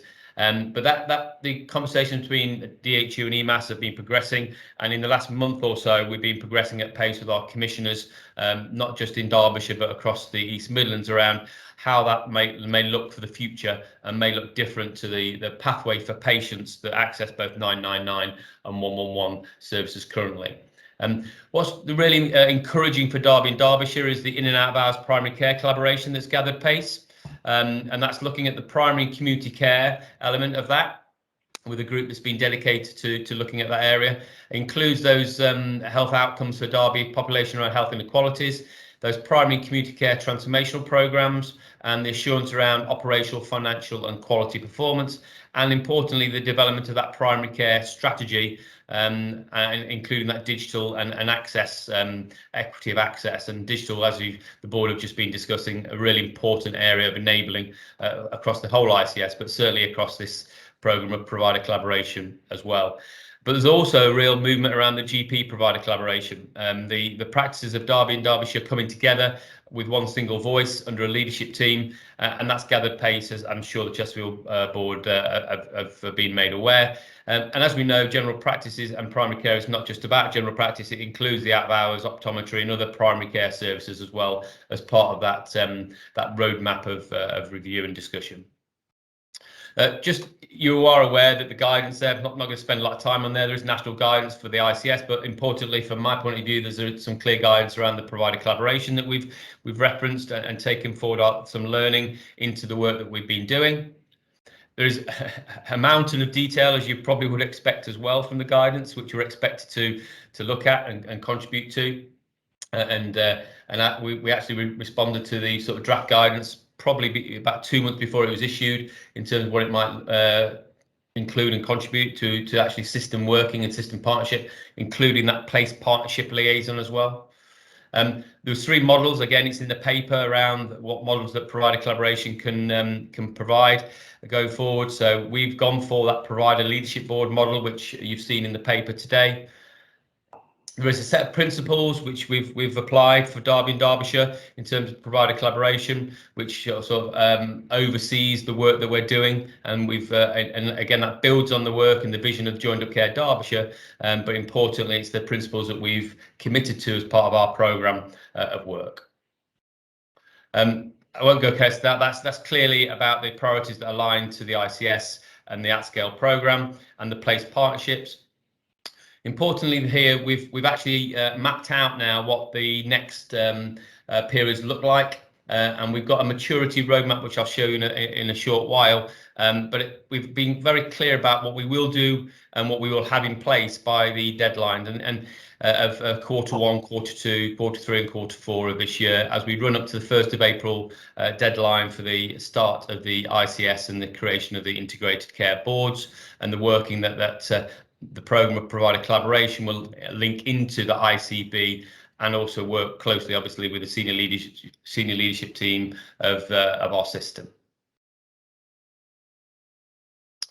Within that, there is emerging. You've got a model in the paper, but bearing in mind, I think the model was that paper was produced back end of September to take to all of our boards. But there's been increasing discussion at senior leadership team, but also a Joined Up Care Derbyshire development session around what this might look like from the 1st of April next year, in terms of very much status quo in terms of our statutory organisations and our provider partners, in terms of where the contracts and the financial flows go, linking in with the strategic intent, linking directly into the integrated care board, underpinned by the work that place partnerships do. So it builds really on the appendix A, I think, in your paper, because again it's just a timing issue, but I wanted to make sure that the Chesterfield board were cited on some of our current thinking and discussions around the Joined Up Care Derbyshire system, and that's what the conversations have been around what it might look like for April 23, and that is just again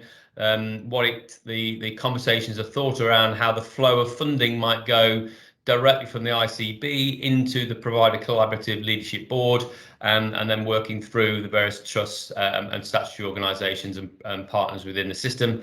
So that was the only nuance that changed between April 22 and April 23.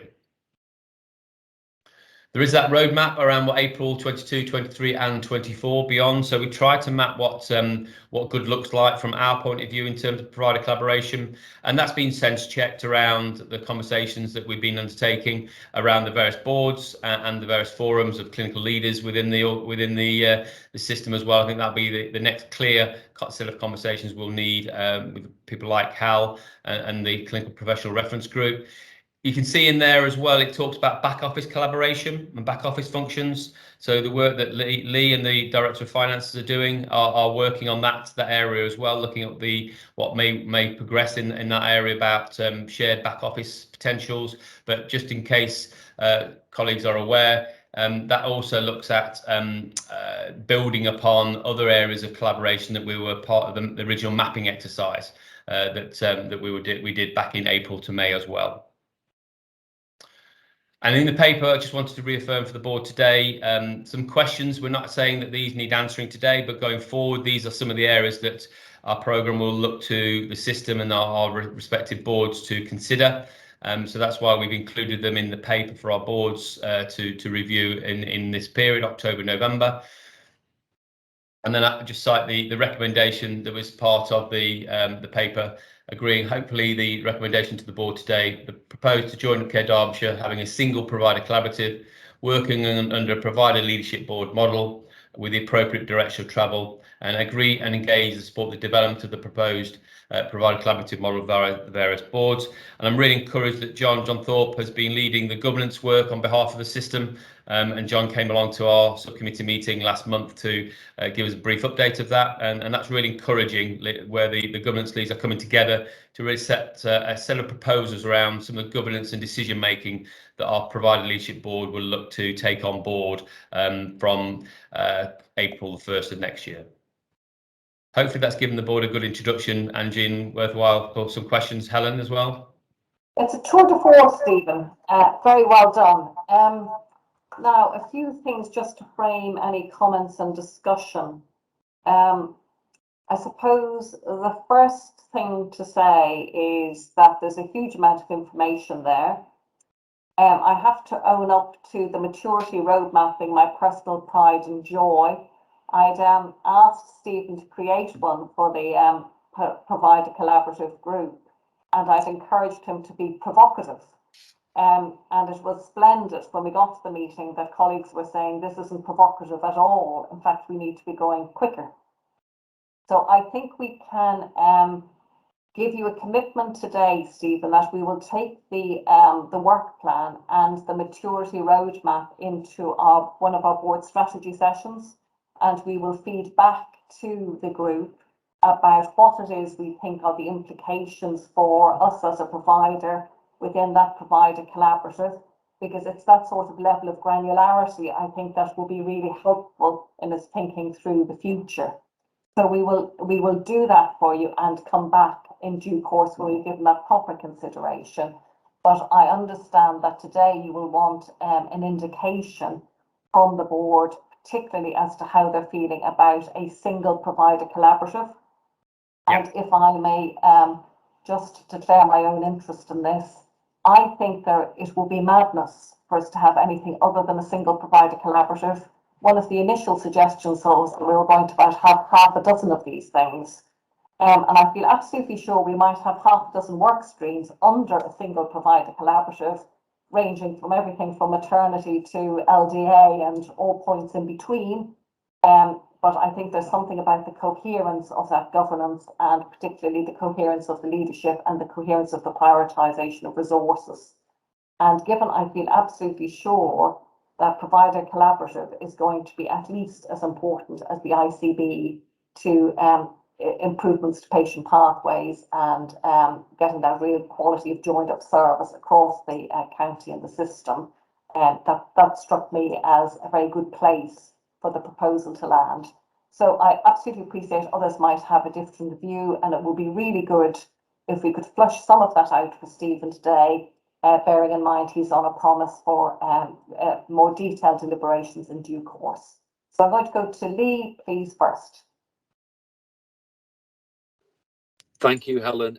Entirely support the one provider collaborative. We can then compartmentalise within that how we're going to operate. But to be brutally honest, I think we've been operating as one provider collaborative alongside our commissioning colleagues for 3 years now to sort of take some step backwards and try and deconstruct things into the different provider collaboratives. I don't know how or why we do it. So entirely support that.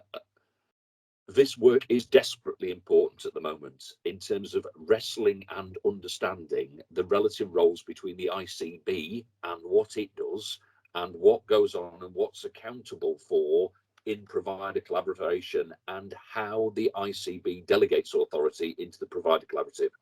A boring example, perhaps. We've agreed that Finance and Estates Assurance Committee and Joined Up Care Derbyshire Board will also incorporate the CCG financial governance mechanism. So we're no longer going to have, between now and the 31st of March, a financial assurance subcommittee of the CCG. In my view, and per the national guidance, there will not be a finance assurance committee other than that which is discharged within provider collaborative through the ICB when it's set up. Therefore, we'll be jointly managing resource because that's under the guidance. In exactly the same way, we've got to thrash through what does the ICB do itself and what does the provider collaborative do, not least in spaces like who manages the improvement and change program around here, which I particularly see as a provider collaborative function, but we need to get on the pitch and explain that in quickly. So that's my second point. My third point is just the linkage between place-based collaboration and provider collaboration. I have really struggled with this, but in parallel to the provider collaboration at scale work, Tracy Allen is doing some really good work to explain where does the accountability sit at place level, including general practice. So it created an enormous antibodies with me going, well, why isn't general practice within the provider collaboration? I think I can see a route now to the accountability running for that through place in parallel and how we do the improvement work. So 3 points, entirely agree with one provider collaborative, really important in terms of ICB interface. And I think we've got a developing and honing view of how this sits alongside place-based collaboration that I think we're beginning to understand, but we need to have that discussion in parallel. Sorry, that was a bit verbose, Helen. Thank you, Lee. Berenice. Sorry, I was listening intently to what Lee says, because I think every time I have one of these conversations and I see a different structure, I get more and more confused around this. And I was just probably to reflect back. I think what I'm hearing, and I would support, is one provider collaborative board. But the actual work around the actual provider collaboratives is actually happening already through the delivery boards. So the priorities that you've laid out, Stephen, I think we're already doing. And I suppose it's just a bit of caution, isn't it? Because whilst we go through some of these governance changes and we try and articulate how it might look in the future, what's really important is that we don't take our eye off the prize, and the prize is making sure that we improve the pathways for patients. We can end up getting really hooked up on what things are called and who sits where, and just making sure that what Lee mentioned there about that improvement work continues, and we collectively do that together, which I think we're really good at in Derbyshire in the main. Sage advice. Hal. Thank you, and that was a really helpful kind of summary of where we're at. Two little things. One, and you touched upon it briefly, but a request that the kind of clinical voice continues to be heard in it. And you mentioned CPLG, but I think it really is important in that provider collaborative that there is clinical input to that one way or another.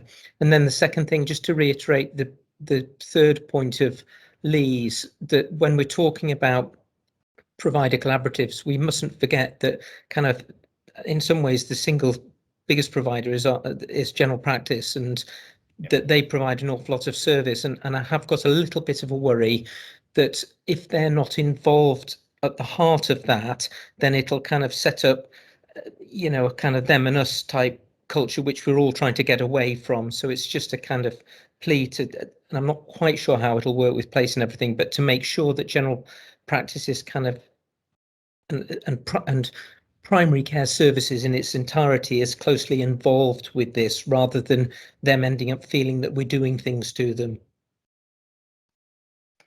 Well said. Thank you, Hal. Jeremy. Thank you. Couple of observations, really. One was, when I first read this paper, I wasn't sure whether we were being asked to approve a single as opposed to multiple provider collaboratives or not. It's obviously become clear in this presentation that is what we're being asked to approve. And that said, the alternative hasn't been described. I mean, it's probably the right thing to have a single one, but the paper doesn't say what multiple provider collaboratives would look like. And I just say that, it's just a comment in passing. The other observation I'd make is, I found myself wondering at the end of reading all of this, how is it going to help patients? There's an awful lot of stuff in here about the system working together and groups collaborating and so on and so forth. There's no strong message that comes out of this about how it's actually going to improve outcomes for patients. And I just hope that in any further iteration of this, that comes through a bit more strongly. Thanks, Jeremy. And I think that amplifies comments of some of the colleagues. So we do need to be mindful of that. Sue. Thanks, Helen. Yeah, I fully support the approach. A question really, and I was interested and delighted to hear Berenice say that sometimes it gets more confusing before it gets clearer, because I'm definitely there. But just having heard the earlier really important conversation with John and Jim about the digital strategy, and the thing that I put in the comments but didn't ask because of time was, I'm not fully clear yet, and I guess nobody is yet, about the bidding process and how we put bids in for funding and how we prioritise how we spend that digital lump of money. And for me, that will be the expenditure of that will be one of the most critical enablers that we make, that makes things better for patients and in turn the system. And I don't know how we will connect that thinking, those measures, those intentions, that expenditure with the priorities of this provider collaborative board. And for me, they have to be absolutely aligned. So my question, I suppose, is how do we make sure that the activity that goes on, the thinking about the priorities, the thinking about the right things to do at system level are absolutely aligned with the digital expenditure, which just is like, how do you eat an elephant? But I think it's an important thing for us to think about.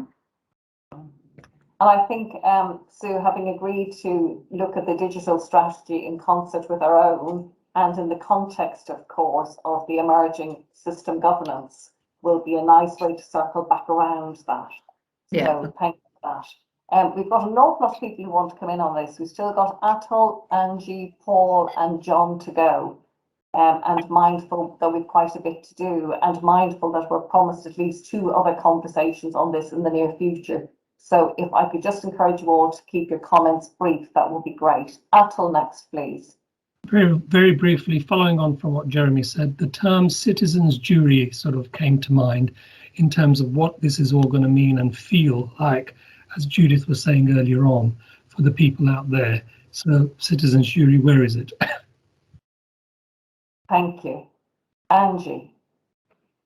Great minds, Atul, and my simple way of keeping this in perspective is to think of the integrated care partnership, which is the integration of the voluntary sector, the social care sector, the health sector, and most importantly our people and citizens of Derby and Derbyshire, is where that strategy, that vision, those health inequalities will be set and agreed. And then it's up to the rest of us to deliver them. The NHS side of it is being very NHS-y, which is saying you must have a provider collaborative and you must have X, Y, and Z. That's not to say that all of us that work to that provider collaborative won't be thinking at it, or we shouldn't, from a pure patient point of view. We should be thinking at it from a citizen point of view and how we address health inequalities and how we work together right through to clinicians working across 2 acute providers on a specific service.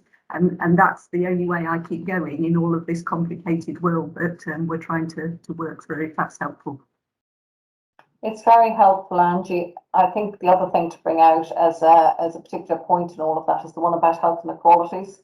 I attended a really excellent session for chairs and chief execs the other day, national session, looking at how some of those deliberations are woven in, not only in the ICP, but also through provider collaboratives. And we have really good representation around the table at the provider collaborative subcommittee for that. So, you know, people make a really, really important point about not only the clinical voice, but patient voice and all patients' voices, including those not well placed to advocate for themselves and, as we know today, not best served. Last word to Paul, please.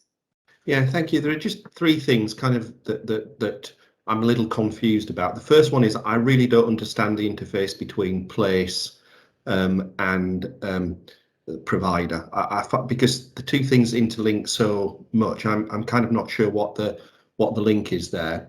The second issue is following on what a number of people have said. I have no idea whether what we're trying to do here is just put together what the NHS already does better, or actually to do something different based on what we're trying to do for patients in terms of health inequalities, in terms of the patient journey. I think that's that doesn't come out at all, and I think that's got to be the starting point. What are we trying to achieve through the collaboratives, and how does it flow?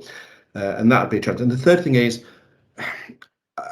I know Angie said this is a very NHS-y thing which we're trying to work, but social care is so important in this, in terms of patient, well, in terms of people flow and improving their journey. So I'm not clear how social care fits into a provider collaborative when actually the NHS cannot do its job without having social care there. And it's really, for me, it's kind of saying, we're doing our bit, but then we bring it back to somewhere else, which means that the silos are still there to some degree, in terms of they've got to be involved in delivering this right at the outset, in terms of the planning, rather than different parts of the sector working out what they're going to do and then feeding it in. So I'm not clear how that fits together. It may somewhere behind it because I'm relatively new, but looking at it, it looks clunky. You're not unclear, Paul. You're very clear. and it is indeed clunky. Yeah. And that is the challenge ahead of us now, to make sure that we organise ourselves in such a way that we don't attempt the possible, but in organising ourselves, we make sure that we're really working hand in glove with all the other parts of the system. So it's a big challenge that you have articulated really clearly. So I don't think it's any lack of understanding, just a reflection of the scale of the challenge, perhaps. Stephen, I hope you've got more than enough feedback to take back. You haven't heard any objections to the single provider collaborative, other than perhaps it would have been courteous to explain the thinking and how we got there, which we will reflect on, and you're promised much more detailed feedback at a future point. And I think today's conversation has more than indicated the commitment to this agenda and our intention of giving it further consideration. Thanks, Angie. Thanks, Helen. Sorry. Just to reaffirm, though, our local authority and public health colleagues are part of our subcommittee. They absolutely play a really important part of the mapping exercise. We did look at some collaborations around social care and children's services, for example, but they link quite clearly at the moment with integrated care partnership work and the work that the place partnerships are doing, which is absolutely really important in terms of health inequalities but we've got a really clear job card in provider collaboratives at the moment, and we've mapped what are the functions of place partnerships and what are the functions of provider collaboratives. But it's very much interlinked, as colleagues have said around the table today. But we're trying to make it as simple as possible, and take some learning from other systems that have done quite a bit of work on this as well. So it's not just a Derby and Derbyshire proposal. It actually links with the wider East Midlands, but also some learning from across England as well. Thank you, Stephen, for all your hard work. Much appreciated, and for coming today. Now, just to manage our handling of the remainder of the agenda, the first thing I'd say is, Atul, we are going to have to accept your gracious indulgence for maybe taking the first 20 minutes of your charitable fund. So if there's anybody you need to put on notice, that will be much appreciated, or rather to inform them that we will be taking that up. I know they're on notice. The second thing to say is that we have one really substantive item left in terms of the board assurance framework, which we must do justice to. The well-led development review, I think, has been enormously clearly laid out, but I feel sure we will want to have a discussion about timing. So we need to make a bit of time to have the discussion about timing, but perhaps not about the philosophy, which I think is very clearly articulated and well understood.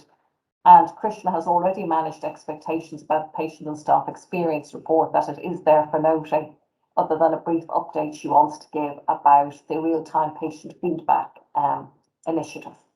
So if we're just kind of mindful that that's the business we need to do, and we'll take it in that order. So if we can go first now, please, to the board assurance framework. We've got the BAF, and we've got the reports from each of the committee chairs, and the opportunity in so doing to have the report back to board from the committee chairs of their detailed scrutiny of risk and also of the integrated performance report. We've noted the reports provided. No need to reiterate any of those, but I would ask you to bring anything that has arisen subsequent to that, or anything you particularly wish to escalate to the board for information or for noting of a decision. That will be much appreciated. Would you like to do the BAF bit first, Angie, or would you prefer to do the BAF roundup on the back of the committee chairs' reports? Thanks, Helen. If I could just do the introduction so that colleagues can draw it out if appropriate. We included for the first time in these reports the tolerance level around the risk, which following on from our board session back in June around risk appetite. But it is a first stab, and there's different views. I know there will be. We probably haven't got time to discuss those today, but would really welcome some of that discussion either through the subcommittees or at future board meeting, or if we do have time today, around what they mean and how we've come to those, and if there's different ways we want to look at it. Thanks, Helen. Very good. Let's go straight to Jane then, if I may.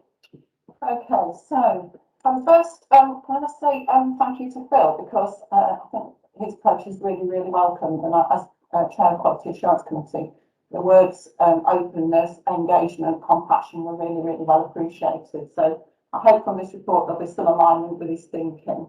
So I just want to pick out just a few items. Just good news on the patient experience on the inpatient survey. 100% of people said they'd be treated with respect and dignity. I know it's written there, but I really want to say that because I think that is absolutely key to everything that we're about as a trust. I'll come back to NICE in a moment. I wanted to just update Committee on Stroke, because we've celebrated some good news in terms of progress in the audit, but in the most recent national audit we have slipped back a little bit. And so doing a big piece of case note reviewing respective audits in those cases, and again reviewing the pathway. Maternity, we've had a lot of focus on maternity. I just want to say that if you check on the back of the IPR, you'll see that there are the maternity KPIs, the key performance indicators that we propose using across the system. They will be, I think, politely agreed at Quality Assurance Committee this month. And the next iteration, I hope that you will see it move into the same format as the rest of the IPR in terms of special clause variation, etc., and additional commentary against the performance metrics. So that would be really welcome. It's something we've been working on for quite a long time. I also wanted to update outside of the committee that Krishna, myself, and the divisional manager have been doing some further listening events in maternity, picking up comments that staff made in the summer, feeling pressure, particularly on the birth centre, and about whether those measures have been implemented. And interesting that Phil should comment about asking how staff demonstrate that they are doing good work or feel that they're doing good work, because that's actually a question that we've been asking in maternity, because we really would like our staff to be able to articulate that more clearly. We know that our outcomes for patients and mums and babies are really good, and that our patient experience is really good. But actually, across the board, our staff, we need to help them to actually be able to demonstrate that much more clearly. So again, welcome that focus that you mentioned this morning. I also just want to pick up just a further matter around NICE. We've been looking at NICE guidance for some time in the committee now, and I think you'll note from the report that we don't have full assurance on that item, and that we're doing again further work, and that will be reported back in February. Now, this is really, really important that we're able to demonstrate our compliance with NICE and actually link that to the risk register where we are compliant and identify the works that need to be done. So it's quite a big piece of work, and it's being really driven by the new head of quality governance. We've given them until February because we think that's how long that piece of work will take. In respect of the bath, we did consider whether the NICE had implications for the risk rating on the bath. And actually, we decided that actually the position has not deteriorated, but in fact it hasn't improved. So we are recommending that our bath risk rating from Quality Assurance Committee around that risk number 1 is actually unaltered, and actually that we review that most carefully in February, particularly in respect of NICE. And that's all I wanted to say. Thank you, Helen. Really helpful update as ever. Thank you, Jane.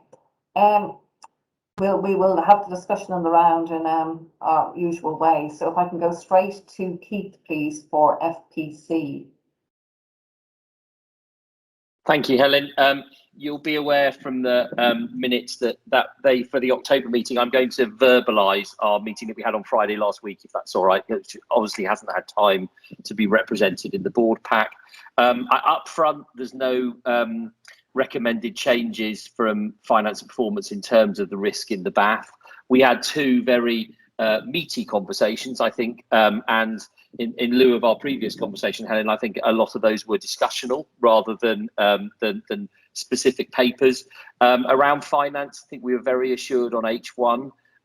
We've now seen the layout for H2, and I think there's a reasonable level of assurance around H2 in terms of our position and where we'll finish the financial year, which is reassuring. I think the largest part of the conversation was around 22-23 and the regimen that will be provided from that point on. there's a reasonable level of assurance. It looks like that regimen over the following 3 years is going to be helpful and more advantageous than it might have been if we'd returned to the pre-COVID system of regulation. I think the area probably that needs further assurance, and we talked about this at some length for our February meeting, is around some of the improvement plans and some of the transformation programs that sit behind those numbers and that assurance. We see very good assurance of the system and how we're going to report to it. We see perhaps less assurance of those plans and transformation programs. And obviously, if they don't deliver, then we struggle to deliver to our numbers. So for our February meeting, I think the challenge for F&P is to really look at those in a greater level of detail and provide that assurance to the board. In terms of performance, very reassured, very good restoration and recovery, and H2 planning presentations. I think the winter plan was an excellent plan. I think the conversation that we had from F&P is how tight that plan is and how the risks around the tightness of that plan in terms of bed capacity, bed space, and obviously the risks around flu and obviously around COVID, and the offer of support if it's required. So a number of those things will come through through the normal processes, but I think it's an excellent plan, Helen, but I think the reflection was that it is incredibly tight. And if anything goes awry or becomes more significant, then that will have very significant impacts on the bed capacity and the operational capacity of the hospital. It was again a very good conversation, and we can't resolve all of those issues clearly, but I think it's very clear that we were assured that everything is being done to plan from a performance point of view in the most appropriate way possible. Thank you, Keith. That is very good to hear. But you know, it's not a one-time offer to escalate forward. So if there are hard choices we need to make, as some of those risks crystallise or the mitigations, the limitations and mitigations become clear, you know, you must come back. And we did, Helen, I did reiterate that to Berenice and her team who presented a number of those plans, that we were very open to that support if it was required. It isn't at the moment, I think, but I think there's a reasonable probability, Helen, that it might well be, given the winter we're going to go through. So I think Berenice is clear that offer is there to listen at least. Thank you very much. So if we can go to Jeremy for People Committee, please. Okay, thank you, and thanks to colleagues who clarified what H1 and H2 are.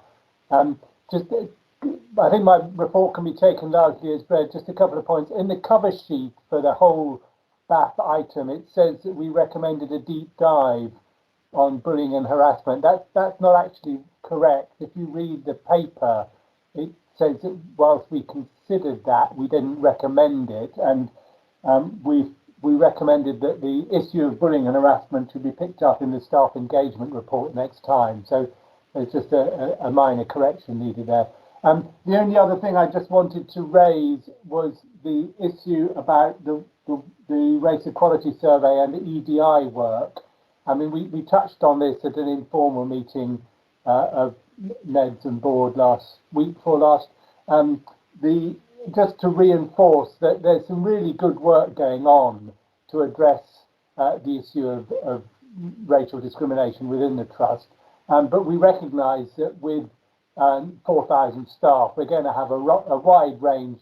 We're probably going to reflect the wide range of opinion that there is in the public at large, and therefore, as we progress this agenda, we're likely to be flushing out views that we don't like to hear, but nevertheless, they are there. And at the People Committee, we took this as very much a sign that we were on the right track, rather than a sign that things were awful out there and there's a problems that we didn't know existed previously. So just to say that we think that on the face of it, things are going to look as though they're getting worse before they get better, but we feel that we're approaching this in the right direction, in the right way, and confident that progress will be made. I haven't got anything else to add to what's written. Thank you very much, Jeremy. Of course, the transparency of that whole agenda and our progress to board is very important, as it will be in relaying that in an equally transparent way to our colleagues. that, you know, we do understand where we have challenges and what we're doing about them. So I think that's really helpful. Thank you very much, Jeremy. Berenice, please, for oversight. Thanks, Helen. Yes, I chaired Oversight Committee on this occasion. Just to highlight, there's no items to escalate to the board, but a couple of things just to pull out. Just through the trust interface meeting, just that acknowledgement that although the CQC letter that we received around the decontamination was closed out and they're really comfortable with our response, just assuring the board that those actions do continue and we are monitoring those. Recognising also that most of our enablers sit within DSFS as an organisation, and we recognise the staff pressures that they're currently under as well, which has certainly affected some of their KPIs that you'll see further on in the report. And the other areas just to highlight around the actual oversight committee taking on board the executive feedback that we'd had around some of the culture and behaviours across the organisation, and that's been taken on board really positively, and it not only will be picked up directly, but it's also being picked up as part of the DSFS strategy, that they've brought in a recruitment and a training company to support them with the strategy, but also communication and how to deliver. So that helps us with the Chesterfield way. The other thing just to mention is that they conducted an internal audit mock phishing campaign, and with very, very interesting results, and there was definitely a few of us that were captured, and that we'll be planning to run further ones in the future. But that's a really important message to get out, not only within the organisation, but also on a personal level, just how easy it is to be caught out by some of these phishing campaigns. So that was a really helpful report that came back. That's the only points I wanted to pick out, Helen. Thank you. Thank you very much, Berenice. That's helpful. So we just now need to go, last but by no means least, to Ian for the Audit and Risk Committee report, please. Thank you very much. I guess a bit of a transition meeting, as we had obviously change of membership. And I guess my reflection and again, I preface it as a newbie, it felt perhaps a bit less discursive than I was expecting, a bit more presentational. So that's one of the things I think as the committee gets going, and we'll look at, we're actually doing a effectiveness review at the moment to try and bring out those points and see where we are on the maturity curve for ARC. I guess given what Berenice just said, I'm going to do my sort of pick outs in reverse order. So we did pick out the cyber training and behaviour, and we identified that we're sort of 95% there. I guess, and I would be in very similar comments around the mock phishing campaign, to the extent that actually potentially in other places, one of the ways that we help our colleagues sort of really watch out for is to help them with their own personal email accounts. And actually that's takes them beyond work and actually sometimes alters behaviours a bit more quickly. I think the other areas I would pick out is that probably it's lightly written in the summary here, but I did push back quite hard on the counter fraud reporting. I thought it was quite focused at process and inputs rather than outcomes. And I guess the key thing for us is getting the right outcomes from the counter fraud work. And the other area I'd sort of pick out, and again, these are not escalations to the board, I pushed back on procurement waivers. Now I understand that these things are circumstance, but we shouldn't treat them as a kind of a waiver becoming an everyday example, and actually we should just reflect on how we can do things better. I think the final area I would pick out is probably around effectively saying, we've got an internal audit, we've got a limited assurance around job consultant planning, but we are taking that into actions, I think, from the people committee. So that's two committees working together. And then probably my final one would be around the BAF. As you can see, the ARC receives the BAFs before they had the effectively the tolerance points. I guess my challenge, and I've highlighted this to Angie, is I find it quite odd, and I'm saying this more as the chair rather than the committee, to have a tolerance level different from the target level, because that suggests you're almost doing too much effort, or you've got the tolerance target slightly misaligned. But that may be a discussion for the future. Thank you. Thank you very much, Ian. And I think your observations and where you're potentially identifying improvement for the committee will, I feel, sure come out in your planned effectiveness review and your maturity review about the committee. So I'm sure that'll give us further insight and the mechanism to act on some of those observations. So thank you for that. Now we all need to take a step back, having heard the committee reports, having heard Angie's introduction in terms of the bath, in case there's anything anybody wants to raise, having considered the reports in the round. I've got Jane indicating behind me. Jane. I wondered if we might go over the IPR, the question that we raised at Finance and Performance Committee, Keith or Berenice, around the cancer performance on the percentage of cancer patients treated within 62 days from screening, and perhaps a broader explanation to the board on the performance there being at 8.3%. Thanks, Jane. Jane highlighted this at Finance and Performance, and it's become apparent that our overall position for 62-day screening target was at 8.3% against a 90% target. But the main reason for that is the non-compliance is largely due to our breast services and the breaches to do with our theatre capacity, a few to do with patient choice, and the odd one that is actually to do with our complex pathways, so going to alternative sites and obviously chasing those patients through. We are doing a piece of work around this, and the reviews actually started on the 2nd of November. We're doing an intense piece of work around how we can improve this position, because this is quite unnormal for us, you know, to go from over 80%, between 70 to 80% month on month, to drop to 8.3%. And the likely achievement for October is 33%. Is quite unique, so making sure that we do that focused work around that area and bring back the improvements through performance. That's really helpful, thank you, Berenice. And one other item I would ask probably for you to speak to, because I think there is an understanding amongst the board, but I'm not sure sufficient transparency for the public about the extent of the pressure we're under in primary care.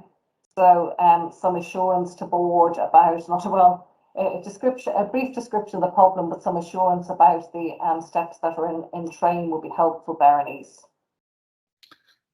Thanks, Helen. Yes, I did want to bring this in as any other business. There's one important point that was highlighted through the Derbyshire Times, that we, for Royal Primary Care, it was highlighted around the access issues for patients. This is not news to the board, because it has been highlighted through our Council of Governors and through our board discussions anyway.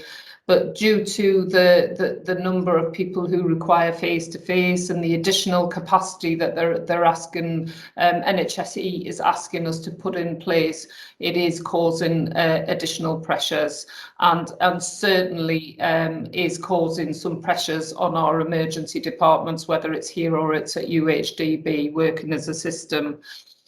We have kind of taken the bull by the horns and had a meeting really quite quickly to look at what some of the solutions might be, and there's certainly areas around our digital transformation that we're able to put in place to really support the front door and access points for Royal Primary Care. One of the reasons for bringing this to the board's attention is that as part of that work, using John Court's expertise around digital, we've also requested Keith Nurcombe, who's our non-exec director, to support us with some of that work. So I'd really like to bring Keith in just to describe the work that we've asked him to do, just to make sure it's very clear that there's no conflict of interest. Thank you. Thank you, Bernice. Keith? Yeah, thank you, Berenice. So I have to, yes, I have worked much more closely in an operational role than I would usually do as a NED at Berenice's and at Royal Primary Care's request, which I'm very happy to do given my kind of day job knowledge and understanding in this area. And I also, Helen, have to declare formally for the minutes, obviously, that as it is on my declaration of interest, that one of the solutions that RPC might choose to deploy is one that is made by the organisation that I run in my day job. So I just need to make that very clear. It is on my declaration of interest, but I just like the board to be very clear on that in the minutes. We've held a couple of very productive sessions, I think particularly on Monday of this week with Peter and Joe and the team in Royal Primary Care. There is a significant amount of digital work that I think can help and can support Royal Primary Care in terms of access to patients, which is what's really hurting them at the moment. You know, there is no surprise here that the weight on primary care in general across all of England is enormous. Royal Primary Care are struggling because they don't have a digital front door, which allows some of that volume to be moved away in the day, and more importantly, in more of a 24/7 operation, and that's why they're really struggling on the phones. It's been a very positive engagement, I think. Peter and Joe are very supportive, and along with John and myself and Berenice on Monday, I think there are some clear operational changes that we can make, and we're talking about making those operational changes within the next 2 to 3 weeks. So there is a speed piece here, but there is also a sensible planning and implementation piece, which means I think that's probably the fastest we can do it in terms of making it safe and giving some patient assurance. But hopefully that will prepare Royal Primary Care slightly better for the December, Christmas kind of winter period. And there is probably being open a more mid-term piece, which is more around some of the longer term stuff that we can do. But the most short-term benefits can be felt hopefully within the next 3 to 4 weeks when we start to implement some significant changes. Is that a reasonable summary, Berenice? Hopefully helps the board.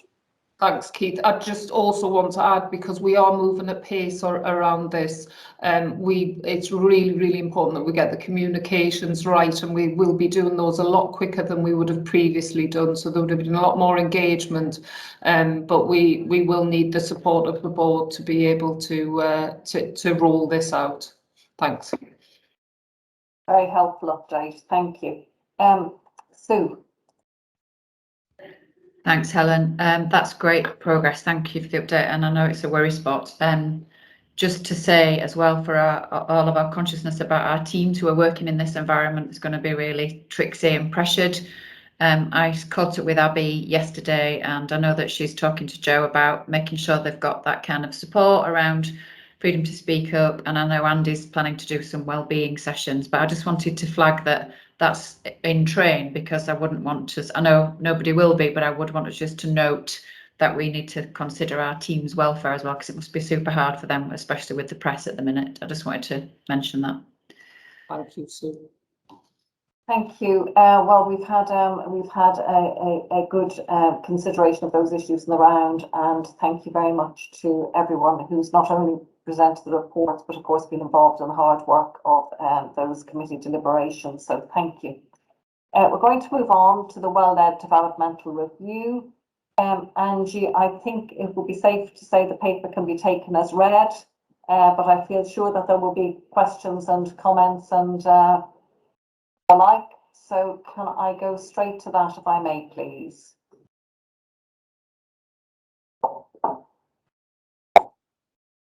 Would anybody like me to open the batting? I'll open the batting. I think it's a fabulous paper. I have some concern about us not doing it much sooner than is suggested in the paper. It just feels, I mean, there's never a good time to do a developmental review. It's a bit like the conversation we had earlier. You know, the more the pressure, the more important to make sure that you've absolutely got, you know, the best insights in terms of good governance and being well led. So I'm very happy with the approach, but I'd like to see it all taken forward to kind of, you know, now rather than several months' time. So that's my opening the batting. Atul. And maybe to suggest a way forward, I share those concerns. We don't know what's going to happen next autumn. And the risk is that we then look as if we're just sort of kicking things into the long grass. And suggestion I would like to put forward is, in the light of what Phil said earlier on today, you know your risks. That's one big thing. And how do you know you're good? If we can put those two things together, and so just sort of play about with what the system says we ought to be doing, but actually focus on these things, and having some external input to actually tease us out as we answer those questions for ourselves, and effectively put those two stages together in the spring, see what comes out of that, and therefore what we need to address further down the line. I don't know, that might. Thank you, Atul. Ian? Yeah, I guess I mean, I'd echo the comments from both Helen and Atul. I think the challenge is how can we help you to do what we're asking, which is to bring it forward. And you'll have heard me already say probably twice in this meeting, kind of what do you need to stop or defer to enable you to do this earlier? So what's the cost of it? Yeah, to an extent. Yeah, post a hard problem back to us as to say, okay, you've asked us to bring it forward. Yeah, here's the cost in doing something differently or delaying something, and just to think about that. And yeah, I'd very much support where Atul's coming. If there are ways of doing it slightly differently or pulling it together with something else to get a better benefit, great. But again, don't hesitate to just challenge us as a board to say, yeah, okay, you've asked for us. You can hear the sort of message around earlier next year. Yeah, how am I going to do that? Yeah, what are the things that I might need to shuffle around a bit? Thank you. Great comments. I think the only thing I'd add to that is absolutely if we can put it together with something or think about good ways of doing it, but I think we must avoid doing anything that's short of a full pucker, comprehensive, external, well-led review, because that has been, you know, we found ways of meeting a need previously, which has been one of the reasons it has been so long since we've had one. So, you know, not to counter those views, but just to be mindful that it will need to meet that criteria as well, I think. My preference, Angie, would not be to bounce you or executive colleagues into answering the question on the spot of how it is you find time to bring the date forward, but that we maybe give you some time to come back to us having thought about that, about what will be reasonable on the back of us wanting to do it sooner rather than later. Yeah, brilliant. Thanks, Helen. And John Thorpe, can I just give credit and acknowledgement to his support and work with this, and would just want to make sure it's not just exec teams, but John is part of that discussion for us. So, but happy for us to pick it up, and thank you for that support. Exactly. Very good. Thank you very much.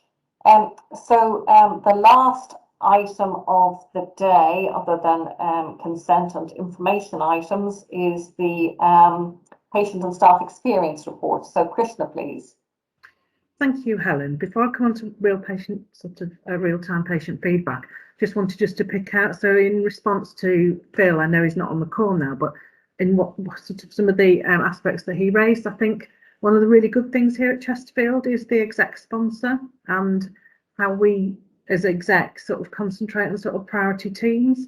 And I think what really comes through in the paper is the listening events that we're all doing with our teams to really hear what our people are saying and taking a sort of action, supporting them with different actions accordingly. So I think that is really positive, and we've continued to do that, you know, certainly for my time here, and I think that's really positive. The real-time patient feedback, it would have gone sooner, but it's going on Friday. I've already sort of socialised to the paper with a number of divisional teams and I will be very surprised if it doesn't get the go-ahead on Friday for us to purchase. We've already sourced funding. The reason it's going on Friday is that I want the divisional teams to have that ownership, because I don't want the felt done to. I want them to own it, because we would need their buy-in to make sure that it happens and it's received well, and we relate timely with our customers, carers, patients, in a responsive, compassionate and caring way, that we can elicit information from them to make us even better. And that's, you know, so even on there's a platform currently with Care Opinion that has got a number of not just concerns, but really positive messaging that we're not really hearing as an organisation at the moment, because we're not bought into it. But equally, there are really nuanced concerns by patients that they wouldn't formalise in a formal complaint, but actually it would really make a difference if we were to know about it, understand it, hear what our patients and carers are saying, that we could address them in a timely way. Gives us a platform to be able to discuss that, and we're going to make sort of strides with it. We've already got a divisional team sort of teed up in January, and as soon as we get sort of given the go ahead to do it, we can get our quality governance team to do that response in the interim before we sort of get our teams on board. And what that means is that we will get our teams to do the responses before they go back to the individuals. We'll do that, making sure that it's in as a Chesterfield way, in an open and honest and transparent way, and in a kind and compassionate way. And I don't foresee an issue with that, but it's just given that confidence and support to the individuals, so that we can make sure that we go out and give the best that we can to feedback to our people. Any questions? Glorious to hear what you're doing, Krishna, but not only what you're doing, but the way in which you're going about it. It's a fabulous initiative, this, and I'm sure the thoughtful way in which it's being implemented will get us great benefits early on. So very well done for that. Do you want to ask Krishna anything on that? Are you happy to note the report? Happy to know. Thank you, Krishna. The other items on the agenda are consent items. I've had no advance notice of anything that hasn't been raised already. And then we've got information. And believe it or not, the next full meeting, we have a strategy meeting in between, obviously, but the next full meeting is the 12th of January. How frightening a thought is that in terms of the marching on of the year. We as a board will have the opportunity to review our meeting after we do the charitable funds meeting. We're trustees of the charitable funds and we meet annually in that capacity. So we as a board will reflect on how we did today in view of the time. But I would like, as we normally do, to invite some comments from those who have been kind enough to join the meeting as observers about how it was from them. So Margaret, could I ask you for a few comments on how it is you felt we did today? Yes, thanks. So you're more or less assured the trust is in good hands? Yes. First of all, apologies for not joining on time, but technology issues. I won't bore you with the detail.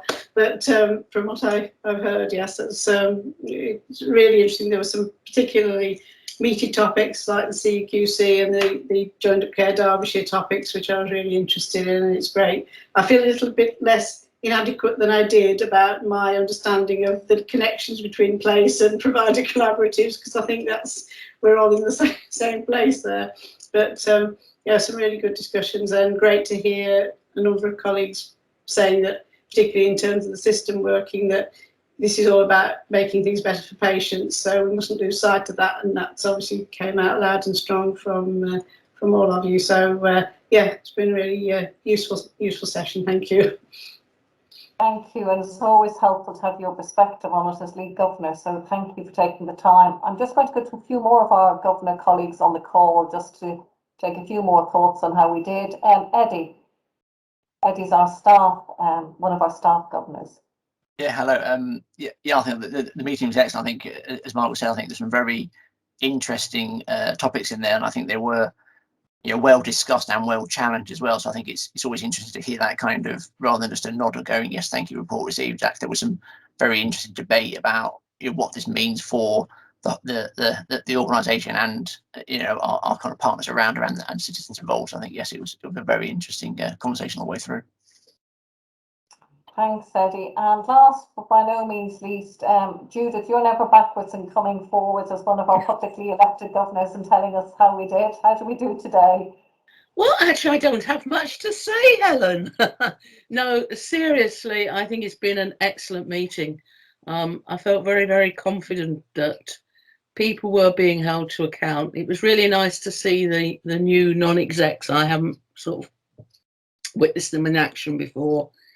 And as you might be imagine, I'm delighted to see the tremendous work I've said in a message that's done at RPC and the way in which they're supported. And I would just like to say, although I've been raising their issues, they're not alone. So many of the primary care practices are just unbelievable. I went to my own one this week and I was shocked at the pressures they're facing. So thanks really to the board and the integrated care system that hopefully will give a little more support. Thank you very much, everyone. Thank you very much, Judy. So we've no questions from members of the public today, but you know, obviously if you watch the recording and you have any questions, you don't have to wait till the next board meeting to raise them with us. We're always here to listen and to respond. Thank you to all our guests today, and thank you all for your best attentions. I'm going to suggest, Atul, that we close this meeting and that perhaps we have a 5-minute break before we phone into the trustees meeting, and we will pass the baton to you. Thank you all very much.